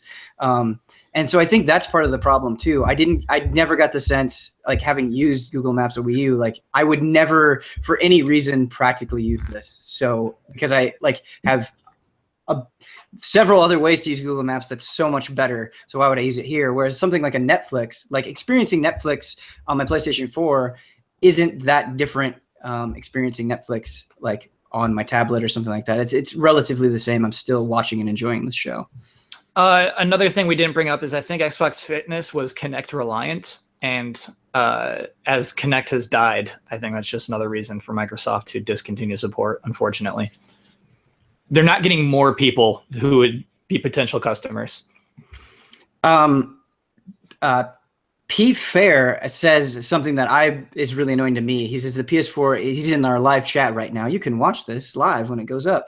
He says the PS4 Twitch app has no quality options. It makes it really painful to use. And I sort of agree. It's really hard navigating chat, and the amount of options that you have just pales in comparison to what you have on the PC. But otherwise, watching Twitch on your console, like just the act of viewing is pretty good. And so I wish those nuts and bolts things were better. Yeah, I like it. I actually really like the Twitch app, and I use it frequently, especially for, it's time for Evo. Just put it on TV, not my little monitor. It feels so good. Yeah. So, but you don't mind that stuff isn't there? No, it's like on my phone. I don't really mess around with the settings either. There are more options on your phone though than there are on. But I don't touch them. I mean. Okay. I just like click the stream and then play it. You know what I mean? Sure. Our next question is from Hasney. The makers of Fiasco decide to do a playset based on a group of people that cover video games and are crowdfunded. Yeah. This is really good. What relationship, locations, items, and goals would be in the book? Oh, geez. Oh, man. That's like a 4-hour. Yeah, that is a like write a novel. Like if our story would be super interesting if one of us had a secret wife, and it could be. Oh my God, yes. It could still be Jones. Like Jones could have a secret wife, but any of us could have a secret wife. I think Jones's deep dark secret that he has not told the allies, my literal skeletons in the closet. Like that would be funny. Like literally, there are skeletons in Jones's closet. In that closet behind the leather chair. Yeah. Even. Like it's right. Dead bodies. Yeah. Dead body We know in there's that something, closet. Jonesy. We know it. Yeah, you can smell it. I think objects would be a really easy thing to defend. The belt obviously would be one. The lightning would be an object. Yeah. I think you could do a really funny one where it's something totally innocuous, like a Wii U or something, but you put it under the illicit category. Just so it's like, wait, why is it illicit? Like, is it a murder weapon or something? Contraband Wii U, like bloodstained Wii U. It'd be funny to have like someone at Patreon be a character, like something like or have one of the relationships be like, Patreon contact. Yeah, because obviously like patron, ally would be a funny connection. Just like some relation between one of our patrons that gets like, pissed or something. But another object that would be really good is direct phone number to YouTube. Sure. I think the pizza delivery person would be a fun character. You show up for like one scene, you're like, what the hell is going on? And then you What meet. is this? Yeah. The pizza delivery guy ends up seeing more of Easy Allies than we realize, and he ends up having stories, and we're like, oh, whatever, it's just the pizza delivery guy. Nothing's gonna come of it, and he's like leaking information online about our future plans. Yeah. So at beginning of Act 2, I'm gonna go back to the pizza place, and I'm gonna talk with my employees about what I just saw. Like, Yeah, they have like some total other idea of what it is we I like do. it. The neighbors would be some fun characters. Oh. Let's make this playset. Yeah. That'd be really fun. Is that, if we do that playset though, is that too self-indulgent? Yeah, someone else would have to do it. We can't play it. Masturbatory thing. We can't play it. Yeah. All right. Or we'd have to play it and make everything go like real weird. Mhm. I'd Somebody do it. really kill a person. Put them in the closet. And then Again? at the end, Jones just says it was all true. Our next question comes in from Hudson. Hey, allies, what was the impetus for the first Gundam stream? It's one of my favorite shows. I feel that the laid-back attitude is when you're at your most authentic, and so I was curious about how it got started. The continuation, I know, is because it was popular and fun for you all, but what about the beginning? Was it just something Kyle had on his mind? I wasn't into the hobby before I saw your stream. I knew it existed and had done it before, done a bit of Warhammer stuff before, but now I've gone off the deep end. I've probably built over 20 kits since your first stream and just recently bought Oh my God. Cool. I recently moved to a new state, and finally having a new hobby outside of gaming feels liberating in a way. So thanks for being the catalyst that helped me launch My a goodness. enjoyable hobby. We spit out dumb ideas for streams all the time.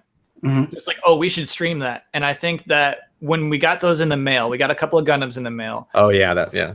We should stream that came up. And then that was one that I took deadly serious because I love Gundam sets, and it's one that I really wanted to make happen. And, you know, I want to make more weird streams happen all year long.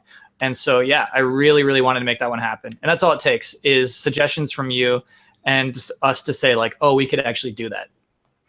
But what was kind of cool about the Gundam streams is I remember like us talking about building Gundams like back at GT and how it was something like we enjoyed doing. Yeah. But we weren't really thinking about it in an official capacity. But when you had that idea, it was like, of course, let's do this. But I don't think, I mean, at least my perspective, I don't know, maybe you felt differently because you were kind of leading the charge, but I didn't necessarily think we were going to do more than one. Oh, I definitely wanted it to be a series. Okay, cool. In my like fan, you know, we used to do fan mail for people 15 and up. I did a video about the things I'm looking forward to in the new year. And one of them was just like, there's this Gundam stream coming up and it's gonna be so good and I want to keep doing it like for the rest of the year. And like I told them that privately, but I was so happy that it like went off and it was a success. That's awesome. These secret messages from Kyle about these grand plans. All right. Next one is from DRD714. I might have to trim this one down just a little bit. Does E3 need to evolve? It's a question I pose to myself every consecutive year leading up to E3. But I believe that E3 has matured over the years, adapting into a form of higher quality. With the occasional blunder or exception, it comes off as a stage to do whatever you want, and in some cases, a stage to show a direct pre-recorded video. But what is the right way to go? What do you guys think? So we're talking about E3 in general, not just the convention itself, I think. Yeah, and he has sort of a more to that question at the very end. He says, if you could change, improve, or add one thing to E3, what would it be? Feel free to be as creative as possible, but close enough within the realm of possibility. Sure. I mean, they're adapting huge this year. There's 15,000 public tickets. Public people. Yeah. I would immediately change that to That's a huge change. like before this even happens. I don't even wait for the feedback. They need to add. They need to make at least 1 day press only. Don't make all 3 days should not be accessible to the public. Yeah, I wonder. They there should have needs one to be a press day, press-only but day. also, Damiani, I would like one public day, no press. Yeah. They can do that. They One do day that for at the the press. end. Do that at the They end. need to add a day for sure. Yeah, That'd be it rad. need to be Add 4 a day days. forever. Then yeah. Then everybody- Either that or pull a Gamescom where it's like separate the show from the Yeah, they can do that. presentations. So if like a developer wants to show something behind closed doors, sometimes they'll show it. Like Activision's infamous for this because they're Activision, so they have this massive booth. So like all of these private demos are on the second floor of their building, and it requires this huge line for like all the press to come up and interview, and it's just blocking places where people could go and play games. And if they're making it more of like they're actually letting people pay to go to E3 now, it would make the actual space of walking around to see things more accommodating for people that are there to play games and not like have a private meeting or do interviews or record an interview on camera or any of that stuff. I think Keeley's Coliseum idea is pretty interesting. I'm curious, super curious to see what the hell that is. Yeah. It sounds like it's a bunch of panels, and most of the panels have not been announced yet. But like the one that has is Tim Gunn, you know, the director of Guardians of the Galaxy. And so like that's interesting. James Gunn. Tim Gunn is the designer, maker The of fashion guy, Project. He's gonna be there too, though. Oh my god, I would love that. The two of them. Yeah, I shouldn't have announced that. Sorry, That scene with Rocket, I really enjoyed. Oh, that would be good. And it's the talk is called The Way of the Gun. Ooh, hey. Sick movie, dude. But I think that's an interesting idea. Is giving streaming stuff all week long, and so a lot.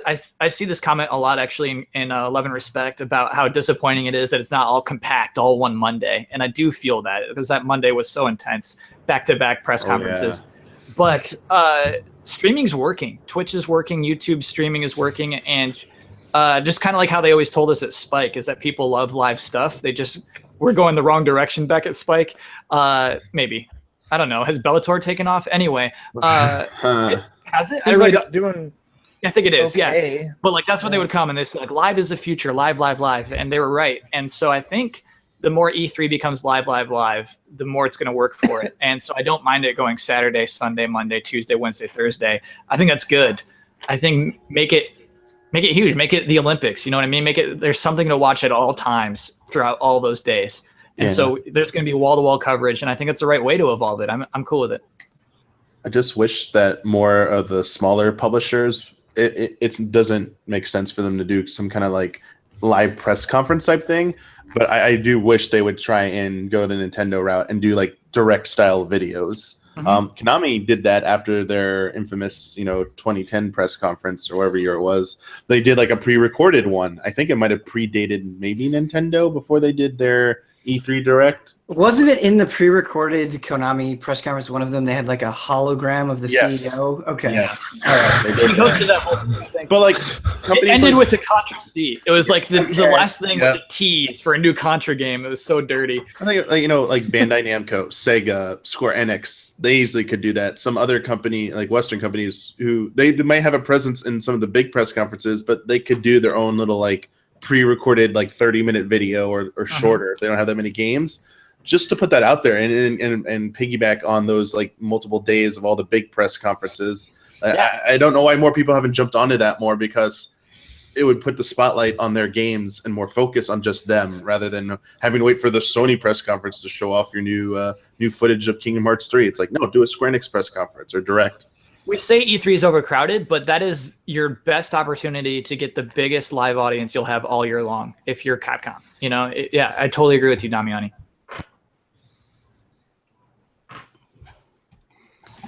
Anybody else? Hubert, you got any ideas for E3? No, I like comparing it to the Olympics though, Kyle, because it seriously is. Yeah, so let's make it 3 weeks. Yeah, I mean, seriously. 3 weeks. Oh, that'd be the best. I do hear one suggestion from people who are on the outside looking in, like consumers, about E3. A lot of them want more of the games there, the demos being made available like digitally to them somehow. Yeah. Like Nintendo goes to, like Best Buy, and a few of them get like shadow dropped every now and then. Yeah. I do see the pitfalls of that. Like publishers like having more money. Publishers like having that controlled experience at E3, where it's like a 15-minute focus demo. The PR person could be kind of like talking over you to like suggest you to do stuff, and even if you're like, I don't want to hear suggestions, now they just subconsciously like this like might have influenced what you're going to do in that demo. So it's very crafted and tailored to the experience. Where is they just dump it online. with no interaction between the company and the player. The player just go do what they want. They might make fun of it. Tear it apart. They'll make fun of it. It's not the message they want. I don't see a lot of companies doing that, but I do see a lot of demand for that. They're like, why couldn't you make the Zelda demo available on Wii U that year? Or why couldn't you make this year? They're like, why isn't the Mario demo going to be on Switch? I can't go to E3. It's like, well, there's your answer why. Our next question, it's a complicated game, so are you guys ready? Yeah. There's a lot to, not a lot, but there's some stuff to remember. It's from Tim. He says, hey, allies, I rewatched Rogue One, a Star Wars story, this month, which inspired me to play Re4 in a special Star Wars edition. So we did something like this last month with different game series. Yep. Ubisoft game series. And so we're going to be doing it again with Star Wars. Here are the rules again for the following 8 Star Wars series. Choose one. Remaster, reboot, really just give me a sequel, or remove. Okay, so we're going to do these one at a time. I'm not going to read the whole list. Yeah. Yep. So for the first one, Jedi Knight. Remaster, sequel? Sequel, yeah, we're ready. No reason not to. Sequel. No, I think so. Because I'm not going to hear it, Kyle. I don't even want to hear it. Because the way Disney's doing canon now is that all this stuff is canon. That stuff's gone. I think you got to reboot it. I think you have to reintroduce Kyle Katarn, but he would be official canon now at least. Reboot. You're right. Let's reboot it. Let's make it canon. Kyle. Jones, you cool with this? I think you could label it as a legend, and I think games are kind of in an. I think games are in a different. No, games are canon, Jones. Like I don't think Disney corporate's sweating the canon of games as much. They are, though. I think the TV show movie tie-in is strong. The game movie TV show is not. Well, and also like if we're using that logic, then the answer to all of these will be reboot because they would need to be canon. Right. Kyle oversimplifying it. No, because we'll get into TIE Fighter. Like TIE Fighter doesn't need a reboot. Like Battlefront 2 coming out, they kept saying it's canon, it's canon, it's canon, like 100 times. They care big time. They care big time. So next one that like TIE Fighter, Rogue Squadron. Remaster, reboot, give me a sequel, remove. Take a remaster for that. Remaster would be fun, actually. Remaster and a movie. A remaster and a movie. See, I want a sequel. I want a new Rogue Squadron that accommodates the episode 7. But like Ben, I'd honestly much rather be back on that Death Star and Rogue One Squadron. So you're saying like they already did the good stuff so well that you just okay, I can see that. That's why I like remaster. I like it. Okay. All right, next one, Super Star Wars. Ooh, You're good. throw it in the trash. Yeah, you're fine. Gone. Remove. Remove. Yeah. It's great. You can access it. Actually. It's on PlayStation 4, isn't it? Like Yeah. So, yeah. Going back to really quickly, going back to Rogue Squadron though, they could do something like they did with Duke Nukem 3D, the remaster where they added. Yeah, so they I like that. Yeah. I'm like, cool. Mm-hmm. Double Fine did with Monkey Island and all that stuff. You could click back and forth between. Yes. Updated version of it. Yeah. Totally. This next one is the one that I want the most. Knights of the Old Republic. Reboot. Oh, reboot. Time for a reboot. Yeah. Cool. Yeah, Ben, have you read the actual comic books that Knights of the Old Republic is based on? I have not. I've played through both older Knights of the Old Republic games, but I haven't read the comic book. I'd be curious I've read the non-actual comic books. I'd be curious if you read those, and because if I was to reboot KOTOR, I would love to actually make a Star Wars universe that is bizarre. That is like, people be like, what's happening right now? And it's like, well, it's thousands of years ago. So like, it would look way different. And that was one of my major issues with KOTOR, was that I'm like, literally like R2 droids are the same thing, like the same model, like over thousands of years that we didn't advance. Yeah, it sucks. But I would just do a sequel. But I'm excited about a reboot. Yeah, that'd be interesting. Go 8,000 years before KOTOR. Let's reboot it and let's make it weird, Jones. Yeah. Let's say no. They have like ships that are like bug shaped and stuff. It's creepy. Yeah. Jones, in the animated series, Clone Wars, there's this episode where they talk to these ancients from the time before Jedi. You know, they're light and dark side, but they're not called Jedi or a Sith. And they like transform into bats and stuff.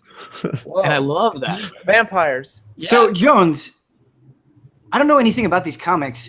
Do they get weird in the comics? Is that what you're trying? Is that what you're saying? Just stylistically, it is not. It does not resemble Star Wars. Like there are lightsabers, there are guns, but like the ships don't look the same. The droids don't look the same. There's alien races that have long since died out. Like there's just a lot about it that is also not like advanced. And I think that's another fun thing to explore in Star Wars is like, what if all the planets don't know all the other planets are there? Like, what if it's the beginning of these planets starting to learn? And so you go to these planets and it's like, oh, it's a city planet. It's like, well, so is Coruscant. So how is this different at all? Do you have these? I got them all digitally when we did the retro. Okay. So I talk about it a little. I talk about it. Yeah, I talk about it a little bit in the actual video. If you want to go back and watch that episode. Sorry, Kyle. What did you say? I was making fun of how Jones got them. Oh, nice. I'm sure they were not through legal means. Got him. Next one is X-Wing. Re-release. Give it to me. Just get the original. Yeah, because I think if we're doing the flight, I think go with Rogue Squadron. I think like if we're focusing on that for sure. Yeah. Rogue Squadron VR. But the last one that they released, it was like Ultimate something. I want to say Ultimate Alliance, but it wasn't. It was like Millennium Falcon versus something. I don't know. Like the very last, the succession of X-Wing, the very last one that came out was like crazy multiplayer, like 12 player in space with ships. And I even think just that would actually probably do pretty well on like as a PS Plus free game or something like. It's just like. Hubert, Battlefront has a VR mission. Yeah. We did it. Yeah, you could turn around and see the R2 unit, and like so cool. It's the best feeling. But like, imagine a full Rogue Squadron game where you're like in the cockpit, flying around. Yeah, it'd be annoying. There'd be a couple annoying parts. Well, I guess you would just switch to the gunner's perspective to take down an AT-AT. But there's like a lot of bombing runs when you're in the Y-wing. Those are the worst missions. Just take out those missions. You have a camera that's always looking down and a little monitor in real space that you can see what you're bombing. Sick. Yeah. Yeah. Monitors in the cockpit, so you have to like, in the look cockpit. at that monitor. Yeah, cool. Okay. That's the best when they're practical about that stuff. The next one, we've got 3 more. The next one is The Force Unleashed. Remove it. Gone. Remove it. But not just remove it. Say like, we're sorry. The apologize. first one wasn't Remove and awful. apologize. Otherwise, bye. Yeah. Okay. Revoke. Rescind. Rescind. Good intentions, kind of with that game though. I don't know. The first one. All games have good intentions. Just quiet. You were next. Empire at War. I don't have any connection to Empire at War, so I don't know. I don't have an answer to this one. RTS, right? Yeah. I'm down for a Star Wars RTS. I think just give me a new Star Wars RTS. It doesn't have to be tied. Yeah, like Reboot. Call it something else. Just make another Star Wars RTS. Yeah, Star Wars RTS has so much potential. Oh yeah. Even the Galactic Battlegrounds is fun if you go back and play that. It's Age of Empires engine. Yes. Yeah. This next one I'm really excited about. I'm happy that's even on the list. Republic Commando. Republic Commando is awesome. That's the Xbox game, right? It was interesting. I thought it was cool. I thought it was it is one of the better Star Wars games to take a unique perspective and have unique mechanics and actually play pretty well. Reboot, bring it back. All right. I just think it's not the time, Ben. I think there's no enthusiasm for clone troopers right now. It's not where the story is. What if you? But do you think you can do a stormtrooper story that is sort of the same vibe, where kind of you're these boots on the ground non-Jedi units? Do you think that could work, even if it's not specifically Clone Wars? Sure, there's a reboot. Okay. Yeah, I mean that's what Battlefront 2 is. We're doing that. Yeah, because that's what I had in my mind. It wouldn't necessarily have to be Clone Wars. Just like have a shooter called the First Order, and it's just you like with Hux like sending you places to kick ass. Yeah, it could be cool. I would play that. Can I add a remaster of something? Yes. Jedi, or not a remaster, a reboot. Jedi Power Battles. Reboot Those lightning hot prequels. That prequel money. It's waiting for you. It doesn't have to be prequel related, just something in the style of local co-op running through jumping. Like a beat 'em up. Like a beat 'em Teenage up. Mutant Ninja Turtles Streets of Rage Star Wars game. Yeah. Yes. Yeah. I want that. Jedi Power Battles. I loved it as a kid. I don't know. That game is probably aged terribly, but I remember. We streamed it, dude, and it sucked. I hated it. I don't like Jedi Power Battles. We got to this mushroom level and had to jump, and I couldn't hit the forests. Yeah, I just remember it controlling really rough. What was the you got a platform together? Like you can't. Masters of if one person even gets one platform ahead, it's like you're dead. Oh, I hated that. Yeah, no one likes Masters of Terracotta. Our next question comes in from Brian. Have a field day, allies. Not to be outdone by Sonic Mania, the highly anticipated Sonic Forces is allowing players to create their own Sonic garbage friend. So I asked the EZA panel, what kind of Sonic garbage friend would you create? I think we can just, no limitations. All of them. Yeah. Not the 7 animals. Let's go nuts. I would be a tire. Just a tire. So like the psychic Sonic, I think is really funny. Well, there's 2 Damianis right now. Yeah, there's two of them. Shadow clone. His shadow clone looks so thoughtful. I want to make like an even like just like a dumber psychic Sonic. Like I just want like another hedgehog who's got like longer spikes and who's like has longer limbs and just like a really pointy nose and knows what everyone else is thinking at all times.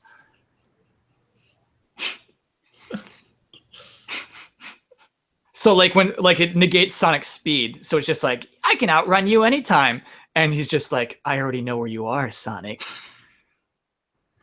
We're dropping panelists like flies. What's going on right now? Brandon said that he might have to jump out and then jump back in. So okay, and Ian too. There we go. Okay. Everybody just disappeared. Do not be concerned. I want to be like a slobbery owl that can't fly. Slobbery owl that can't fly. So he just like waddles around. That's amazing. Hubert, that's 10 out of 10 idea, dude. Mine is also a waddler. I want to be Petey the Penguin, and they reveal it, and the art is amazing. People are like, this is the best design Sonic character we've ever seen. He's so adorable. There are plushies for sale immediately. Just like DeviantArt blows up with all this fan art. And they come out and they say, he's the fastest character in the game. And he is. He runs faster than anybody. It's like, it's almost too fast. It's like Jet Moto 3 fast. Yeah. Like 200 Possible to cc. control. Yeah. But every like 15 seconds, he just trips. He just falls over. And so he sucks. Like at first you're kind of like, oh, that's funny. But then it keeps happening the entire game. And you're just like, oh, he's so cute, but I hate playing as him because he just keeps tripping because he's a penguin. If you trip during the final boss, they do an attack that takes out like 90% of your health. Yes. Yeah, you're more vulnerable in the trip state. It's perfect. I would want to do a snail that suffers from severe allergies. And he's really self-conscious about how slow he is because speed is the currency in this world. So he got really, really good at BMX bike. Like he's really fast at doing BMX bike, but he sneezes so often that it pushes it back. He's just miserable. And he's like covered in slime. Yeah. A lot of snot in our characters. Yeah. All right. Wait, Damiani didn't make a garbage character, did he? He's gone. He's he Damiani's got gone. DC'd and he Oh, can't, Damiani's he gone. can't Okay. join. Technically, he's Wait, right did at the Jones end. make one? A tire. Tire. Oh, Yeah. remember the tire with eyeballs. Yep. No eyeballs, just a tire. What kind of tire, Jones? A bike tire or like a monster truck tire? Like a monster truck tire, like a big multi-tread, like some mud on it. Oh. Does he have a name? Probably.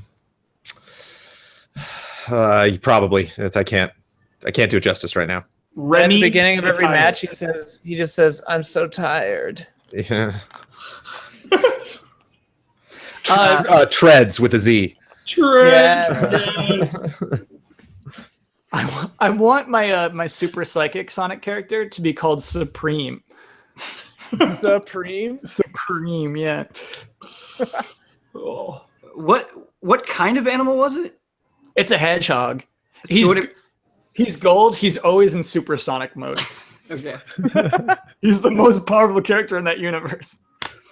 Our next question comes in from Robert. He says, "Hey, allies, the song 'This Sacred Line' from Silent Hill Homecoming. I'm worried that our Sonic characters may have destroyed us a little bit. We're broken. From Silent Hill Homecoming came out of my playlist the other day. While an enjoyable song to listen to on its own, the lyrics really stood out to me as they deal with the twist of the game so literally it might be considered a spoiler. This is probably a bad spur-of-the-moment question, but I'm curious if there's a lyrical song written for a video game that also stands out to you or is a favorite that would not have the same meaning if it didn't have the context of the game behind it. The entirety of Snake Eater. Yeah. Snake Eater, baby. Like actually learning that song for the anniversary and reading the lyrics. I was like, these can't be the lyrics. And I kept searching, like, nope, that's it. Crime is the way I fly to you. Okay. It means something. I'm gonna be flying to you tomorrow. Cool. What airline are you taking? Crime. What? What? Later. Crime Airlines. See you tomorrow. See you at the airport. You mean United Airlines? Oh, burn. What? Yeah, there's not a lot of, to me, we did a little segment on the Easy A podcast about all the lyrical music in video games and when it's most effective. But I really like the way like it can be used in like TV and movies. You don't see in video games very often, where it's like, oh, this fits perfectly. This is really good. And so I don't really have any other examples, really. I think Nier does a pretty good job of that. Nier, dude. Yes. Yeah. When things that characters say become part of the music, so cool. Man, I play Nier with the music off because it's too intense. You are just a bad person. What do you mean you play with the Are you serious? Kyle, why would you say that out loud in front of Ben's presence? Why did you say that? So sometimes I'll get to a new environment and I'm like, well, I wonder what this sounds like. But then like the music is like too, and Huber, I don't know if you've heard the music. It's like too intense. Oh, you're lying right now. Are you being serious? I do not believe you. I actually don't believe this. This is It's dead best- serious. It's like one of the best parts of the game. Ben, It's kick, like- kick Kyle. Kick The him. music is too emotionally like I intense for me. Do not believe you this What time, are you pal. talking about? Kyle. I don't believe you. I'm trying to like explain this in a way. No, you're explaining. You're good. You're good. Yeah, you've explained it. I just don't believe you.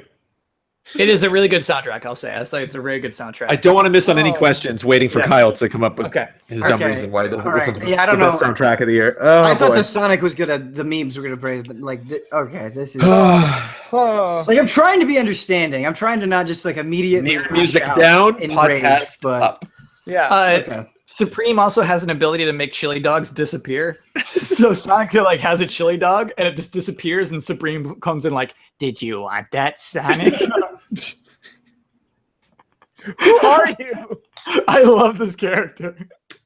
You have to turn off the music in Sonic Forces. You don't get to listen to it, whatever It's it fair, is. it's fair Good, exchange. good, Eye good for or, an eye. good or bad. Okay. All right. Our next question comes in from Joey and Kate. Recently, IGN and Game Informer put out a list of each of their top 100 RPGs of all time. Although some RPGs were listed in questionable, a lot of them seem to be action. A lot of the RPGs listed were questionable. A lot of them seem to be action adventure games, but that's a different topic. The list got me thinking. I should go back and finally play Chrono Trigger since it seemed to be high on both lists. My question to the panel is, are there any games from the 2D era you would like to go back and complete? Final Fantasy 6. Yeah. Yeah, I hear you there. Breath of Fire 4, I want to play real bad still. The Suikoden games are like at the top for me. There's a bunch of them. Like I need to play Mother Let's and play Mother up. as well, and Mother 3. But and Paper Mario: The Thousand Year Door. There's a lot. Doesn't quite count, but I know. I'm just saying. Yeah. A regret. lot of There's games we got to play still, yeah. A lot of games. Did we got. Suikoden get on either of those lists? Yes. Yeah, it did. I don't think top 10 though. Definitely No. not top Yeah, 10. I mean, whatever. It was funny, and I just want to I don't want to go into the arguments, but as those lists were being published, there was definitely a lot of chatter on the Easy Ally Slack, agreeing and disagreeing with certain picks and placements and arguments. Yeah, I'll say for the record, Game Informer blew it. IGN did really well. Yep, I agree with that. Like I would change things around on the IGN list, but yeah. Okay. All right, our next question is from Bradley. He says, Allies, I like the new podcast feature of setting goals. So in that vein, I'd like to hear your goals for E3. Specifically, now that it's year 2 of Easy Allies and you're a little more established, I'd like to hear your goals or challenges for yourself or for your fellow allies. For things that you want to do during this E3 that you haven't done before. Is there anything that you've always wanted to try but never had the freedom, time, etc., or at GT or elsewhere to make happen? Is there anything a little strange that you're trying to talk yourself into trying this year, but you don't know if it'll work? And finally, is there anything specific that you think is now possible or is now a good idea based on the fact that E3 is open to the public in a way it wasn't before?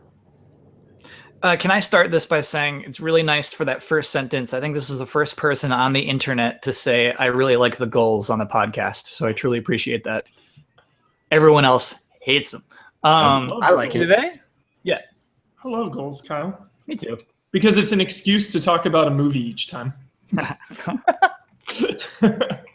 My E3 goal is all with our on our end, our live content on Tuesday, Wednesday, Thursday. I want that to be like really good. I want it to be solid, nonstop enthusiasm and feel positive vibes from Easy Allies.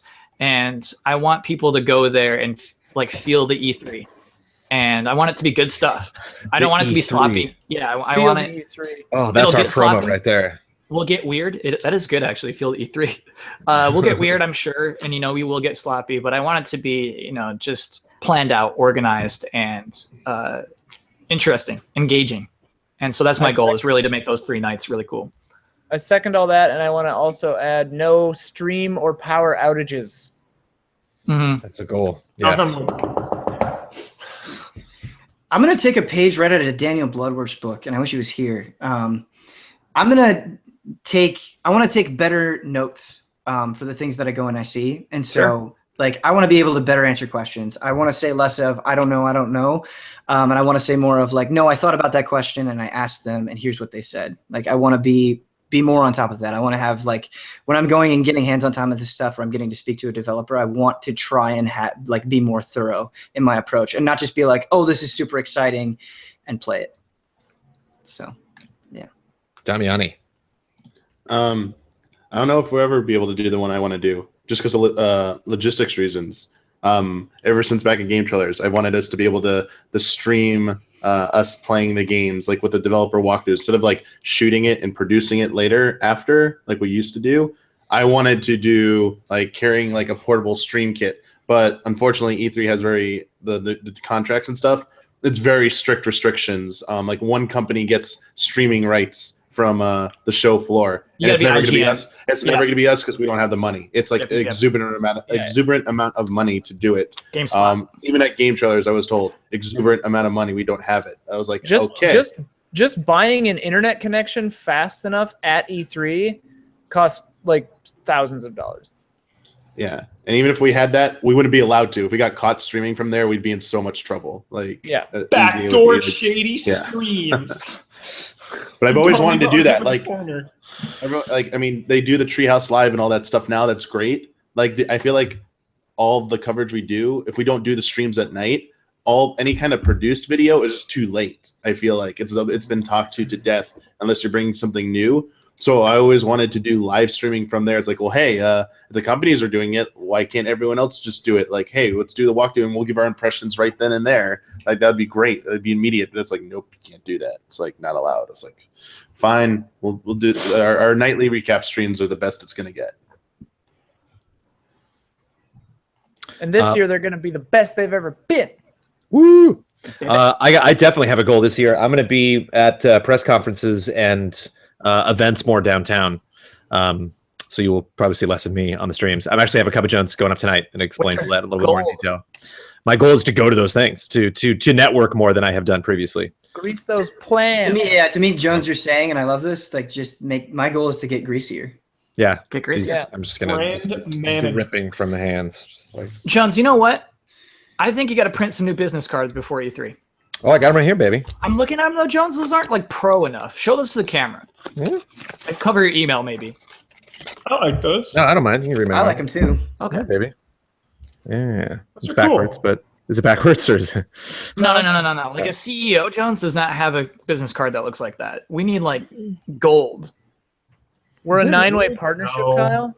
I see what you mean. This is some American Psycho. I don't know if we all need those business cards though, but I know what you. I know what you like.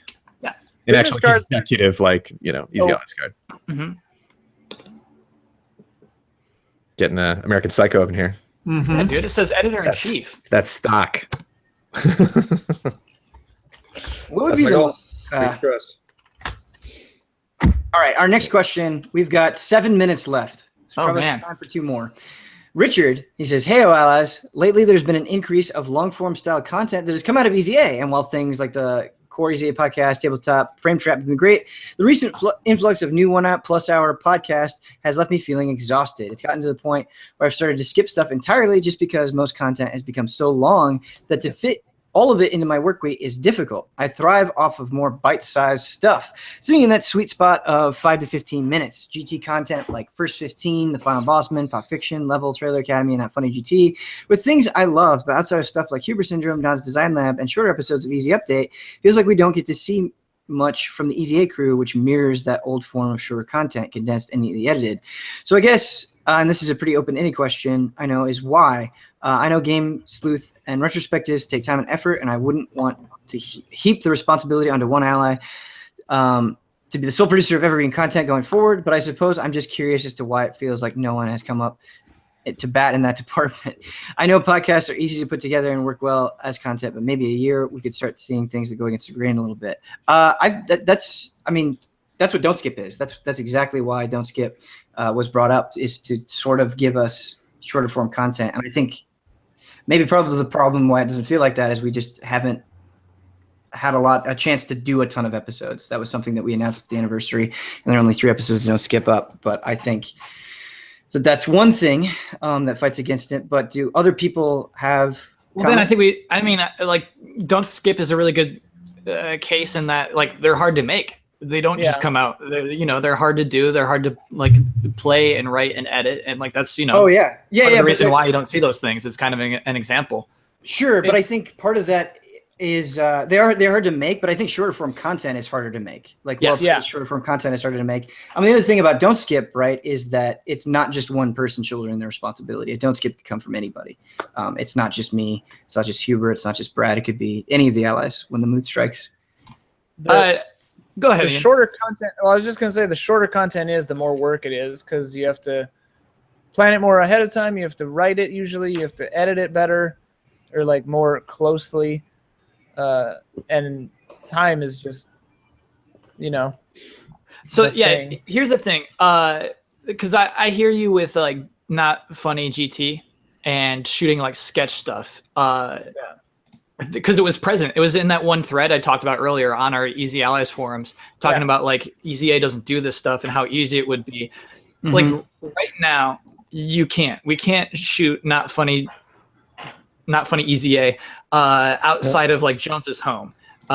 Basically, anytime Ian shoots on the street, like he shouldn't be, because like it's illegal. That's illegal. Yeah, exactly. And so to like set up sketches and stuff and to like shoot anything outside of Jones's property, outside of like our own apartments, is illegal, and you can get in trouble for that, especially for commercial use. If you're just doing it with your friends and putting it up, that's fine. But we're a commercial entity, and so like we can't. You technically, like, I shouldn't even like shoot a sketch in my apartment because we're in LA, and LA has rules about like you should be paying some union for that. It's like weird. What was really cool about having an office back at GT is there's enough visual variety in the space to shoot sketches like that. You could have a series called Not Funny GT and shoot it in different places and things. And that was cool. It was fine. There were people in the office who weren't happy every time we were shooting there because we shared it with normal people who had normal jobs. But it was at least a space we owned that was technically okay to shoot stuff in. And we don't really have that now. So we have betting special coming up. We have to shoot it around Jones's place. It's like we can shoot sketches. It just takes time. It have to find somebody to agree to go to Jones's place to shoot something for an hour. It's not convenient, and it's something. It's not just convenient, but sometimes like not feasible. And so I hear you. There's something harder. There's something harder to like put your finger on, like, we always bring up like the office space or whatever, but just like the vibe of everyone kind of just being there for the work day lends itself also to shooting these types of things, like just wrangling people in, like, hey, you got 5 minutes to like shoot something. Oh, dude, like, even then it would be like, no, dude, I got to do this thing. I'm like, okay, at 3, can you do it? Fine. Even then it was hard to get people to shoot sketch stuff. Yeah. Yeah, if there was ever a bit where someone's at their desk, they were at their desk. Like that was, they literally brought in the camera, put it down, and are you ready? Like, okay, yeah, I'm okay. Are we? All right, let's do this. Yeah, that like impromptu vibe is like that. You can't do that with our current setup now because everything has to be so planned out and rigid. Back with an Office Space was fast and loose. Office is 5K away. So. I for sure want to do more. Wait, really, Jones? Yeah, we're 45K, Yeah, we're baby. at 45. I for sure want to do more easy updates that are sketches and short form, like the one I did last. Not the most recent one, but the one before that, where it was just me in a spaceship talking for 5 minutes. I want to do more stuff like that. So hopefully we can. I mean, E3 is just like this gargoyle on the vestibule. You know, you got to get past it, and then you can think about what life is afterwards. What is life? So I mean, sorry, no, it's a really good question because it's one that is I think people are scared to ask us is because there's some good stuff we used to do at GT. We used to do Final Bossman, you know, like that's one I'm personally responsible for not doing anymore. And just, you know, we make a lot of money monthly, you know, and I can see where it's like, why don't they have those things that they used to have? And a lot of those things really were great resources that we used to have at Game Trailers that we simply still don't have and would be very expensive to still have. Yeah, like First 15, Kyle, you've said it a bunch of times, but like not having that massive game library to just go in blind and like pick a game and do it. Yeah. That logistically we can't really do that. Well, and just like getting paid full-time salaries by Defy or whoever is like different, and it affords more time and space and resources just on a personnel level too. So it's we want to do it.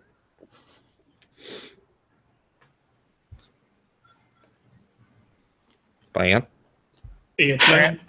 Jones, for some reason you weren't saying a word, but Google took the camera to you and your blank stare for like 3 seconds there. I said ban. No, before you said bam, it was a blank stare. 3 seconds. Bam. Oh, okay. So the brought the camera to him. Sorry, Jones. Yeah. I can't hear Ben. What's our next question, Ben? Sorry. I actually there's one last thing I want to say about this question because it's a hard question to move on from because I think it's an important one. I think it's a really important question. I agree. It's a question that I think a lot of our community has been hung up on. And so the other thing that I want to say about it, not as an excuse, but as maybe a little bit of perspective, is obviously people compare us to GT a lot because that's where they first were introduced to us. But Game Trailers, when did you start Game Trailers, Brandon? Like when was it? Yeah, when was it really a thing? And I mean, think about 2005 is when we started creating original content. Sure, and so from like 2005 through 2016, right, through the beginning of 2016, think about how much Game Trailers evolved and changed over time.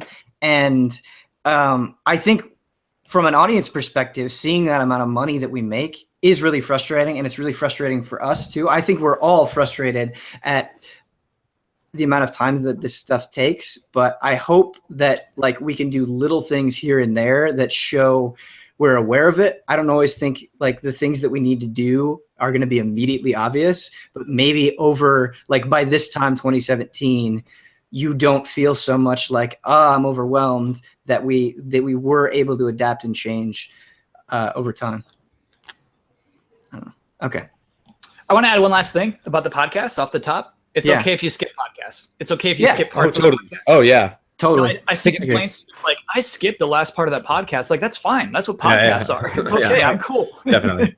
Don't ever feel bad that you're not watching all of our stuff. I don't think we expect anyone to watch everything we do. Right. Yeah. I agree. They're not narrative. It's a problem that's only going to get worse because I want to do more stuff.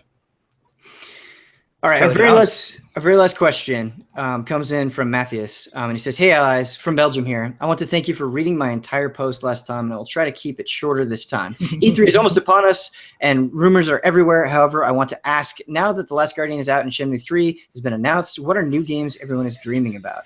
For me, it's Half-Life 3 and Cyberpunk 2077. Animal Crossing. Broken record. That are not announced? Games that are not announced? Those are those dreams, baby. Yeah. Wait, but it was Half-Life 3 and 2077's been announced. Cyberpunk, right? Yeah, but just dreaming that we saw a trailer. Like, all right. What games are you dreaming about? Evil Within 2. Evil Within 2? Yep. Dragon's Dogma 2. Okay. Other names. Retro's game. Too. I was texting with a buddy of mine about like, hey man, what are you excited about at E3? I'm really excited about Retro's next game, but I'm like so scared. Here's what I'm scared of, everybody. That the next Retro Studios games goes hard, takes a big leap that they're actually not prepared for. And so like I'm really scared that like Retro's going like, we can do The Last of Us. We can do that. And then they like come short of it. So like Retro has like the biggest chance of like making me happy to like making me depressed. Like it could go either way, and like really that game it could not even appear too. But I really think this is the year we see what Retro's working on, and I'm like so nervous about it. I'm having dreams and nightmares about what Retro's up to. Are the dreams turning into nightmares, or are they separate? They're separate. Okay. Whoa. Tommy, I'm just thinking real hard. Well, Kyle talked about Retro, and Yeah. I'm of the impression it's Metroid or Donkey Kong. I don't think they're doing something brand new, because we haven't heard about any of those for Switch yet. So Metroid could go to somebody else, and they're making work on Donkey Kong. Donkey Kong's great. I would be a little sad that they're not challenging Retro to do something new. But I just new Metroid. It's time. Like. Yes. I think that's the one franchise that still can do really well in the West. And I think it's been long enough since Other M. Everyone forgets about Federation Force. We don't acknowledge it. But Other M was so long ago that I think people are ready again to get into Metroid if they show something off that is just this wows everybody. It's like, and if Retro's name was attached to that, it'd be like, oh yes. Let's go. Here we go. Doesn't even have to be Prime style. It could be a new type of like more traditional looking Metroid or something like that, like 2D even. And I'd be like, let's go. Here we go. We got this. Like Retro has proven they know how to make classic Nintendo series very well. So let's see what they got for us. The other night I had some chest pains too because I'm presuming that Dragon Quest XI is coming to the West, but that has not been announced yet. And it's like, So it's you're having coming. chest pains. Like, yeah, because Dragon Quest X, Palpitations. Dragon Quest X just got announced for like PS4 and Switch for Japan again, and like we just never got Dragon Quest X, and I know that's Never weird 'cause happening. It's like an MMO, Yeah. probably never gonna happen. What if that same exact thing happens with Dragon Quest XI, and they're just like, nope, not coming. Yeah. But I mean, like we got builders and we got heroes, Totally, and I think the totally. reception to both of those was. I don't know how Dragon Quest Heroes 2 is doing, but I think the reception to both of those was a little bit bigger than expected. Like, there's every reason to be hopeful. Yeah, for sure. I'm just saying though, it's not a guarantee yet. Right? Yeah. It's like scary. I need confirmation. And the thing is like, at what point do you turn cynical? At what point do you say maybe Birth. 1 year. I think you wait 1 year after the Japanese full release. year. Yeah, I think the you're right, release- Kyle. That's unsensible to me. It releases in Japan in, I believe, July. Yeah. So like E3 2018, if we still don't hear anything, then it's like, oh, we turn cynical. Yeah. Yeah. Transform. We close easy on this. Rickham in chat says a new Fatal Frame. I think a new Fatal Frame for Switch would be awesome. Oh yeah. we just had one for Wii. Yeah, but- yeah, that was a good Yeah, the one. Wii U one. Get another New one. new one. More. Every year. Yes. I'm a little bit worried about Fatal Frame because I feel like but I feel like there's a lot of clamor for a new Fatal Frame, and then it comes out and it just doesn't get the attention. And I'm not saying that that's necessarily the fault of the fans. Maybe it was like because it was digital only on Wii U. Maybe it just didn't get enough like Because it was weren't on the aware of Wii it. U. Yeah, maybe it was because it was on the Wii U. But I just would hope that wouldn't happen again. I mean, we stream. I didn't think it was that cool. We streamed Right. that game. sure. It's a hard game, I liked it, but I streaming horror games, Kyle. You know how I feel sometimes. Okay. You know, All right. like it's playing that game in a streaming environment with 500 people and bright lights and chatter is so different than like playing that game alone in your empty apartment with no lights. Like that game is a game that thrives on mood. All right. Still would never play. All right, that is going to do it for our May 2017 question and answers. There is something that I want to announce that's new. I'm seeing a little bit of concern in chat, and we've gotten concern in posts before, where people are bummed that we don't get to their questions, and I understand that. I think even with the word limit, it's going to be hard in 2 hours to get to everybody's question, but I want to level the playing field a little bit. And I'll make a post on Patreon, but I want to announce it in this video as well, because people don't necessarily know when the post for question submissions is going to be up on Patreon, because I don't always know when it's going to be up. And so I want to nail down a date and time. So if you want to be there, you can. It's fine if you want to save your spot and you don't have to come up with a question right away. But if you just want to get in there and reserve that spot or ask your question immediately, the post for the June 2017 question and answers will be up on June 5th at noon. Whoa, that's June a promise. 5th, that is a promise. That is June 5th at noon. Nice. And yeah, Ben, I think you quickly touched on a tip. You can write a comment that just says like temporary, and then you can edit it later and fill out the question. Right. So I know. basically you queue up. I know some people feel like that's cheating, but we're okay with That's not that. cheating. You can That's do not that. cheating. Yeah, Absolutely don't do feel that. bad about that. So June 5th at noon is when the submissions are going to be up. If you want to have a better chance of getting your question early in it, thus Pacific time, right? Pacific time, yeah. Yep. So, and yeah, I'll make a post on Patreon about that. So thanks, everybody. Thank you, other allies. Thank you, all of you who are watching live. I hope you enjoyed the Q&A, and we will see you next month, the last Saturday of next month.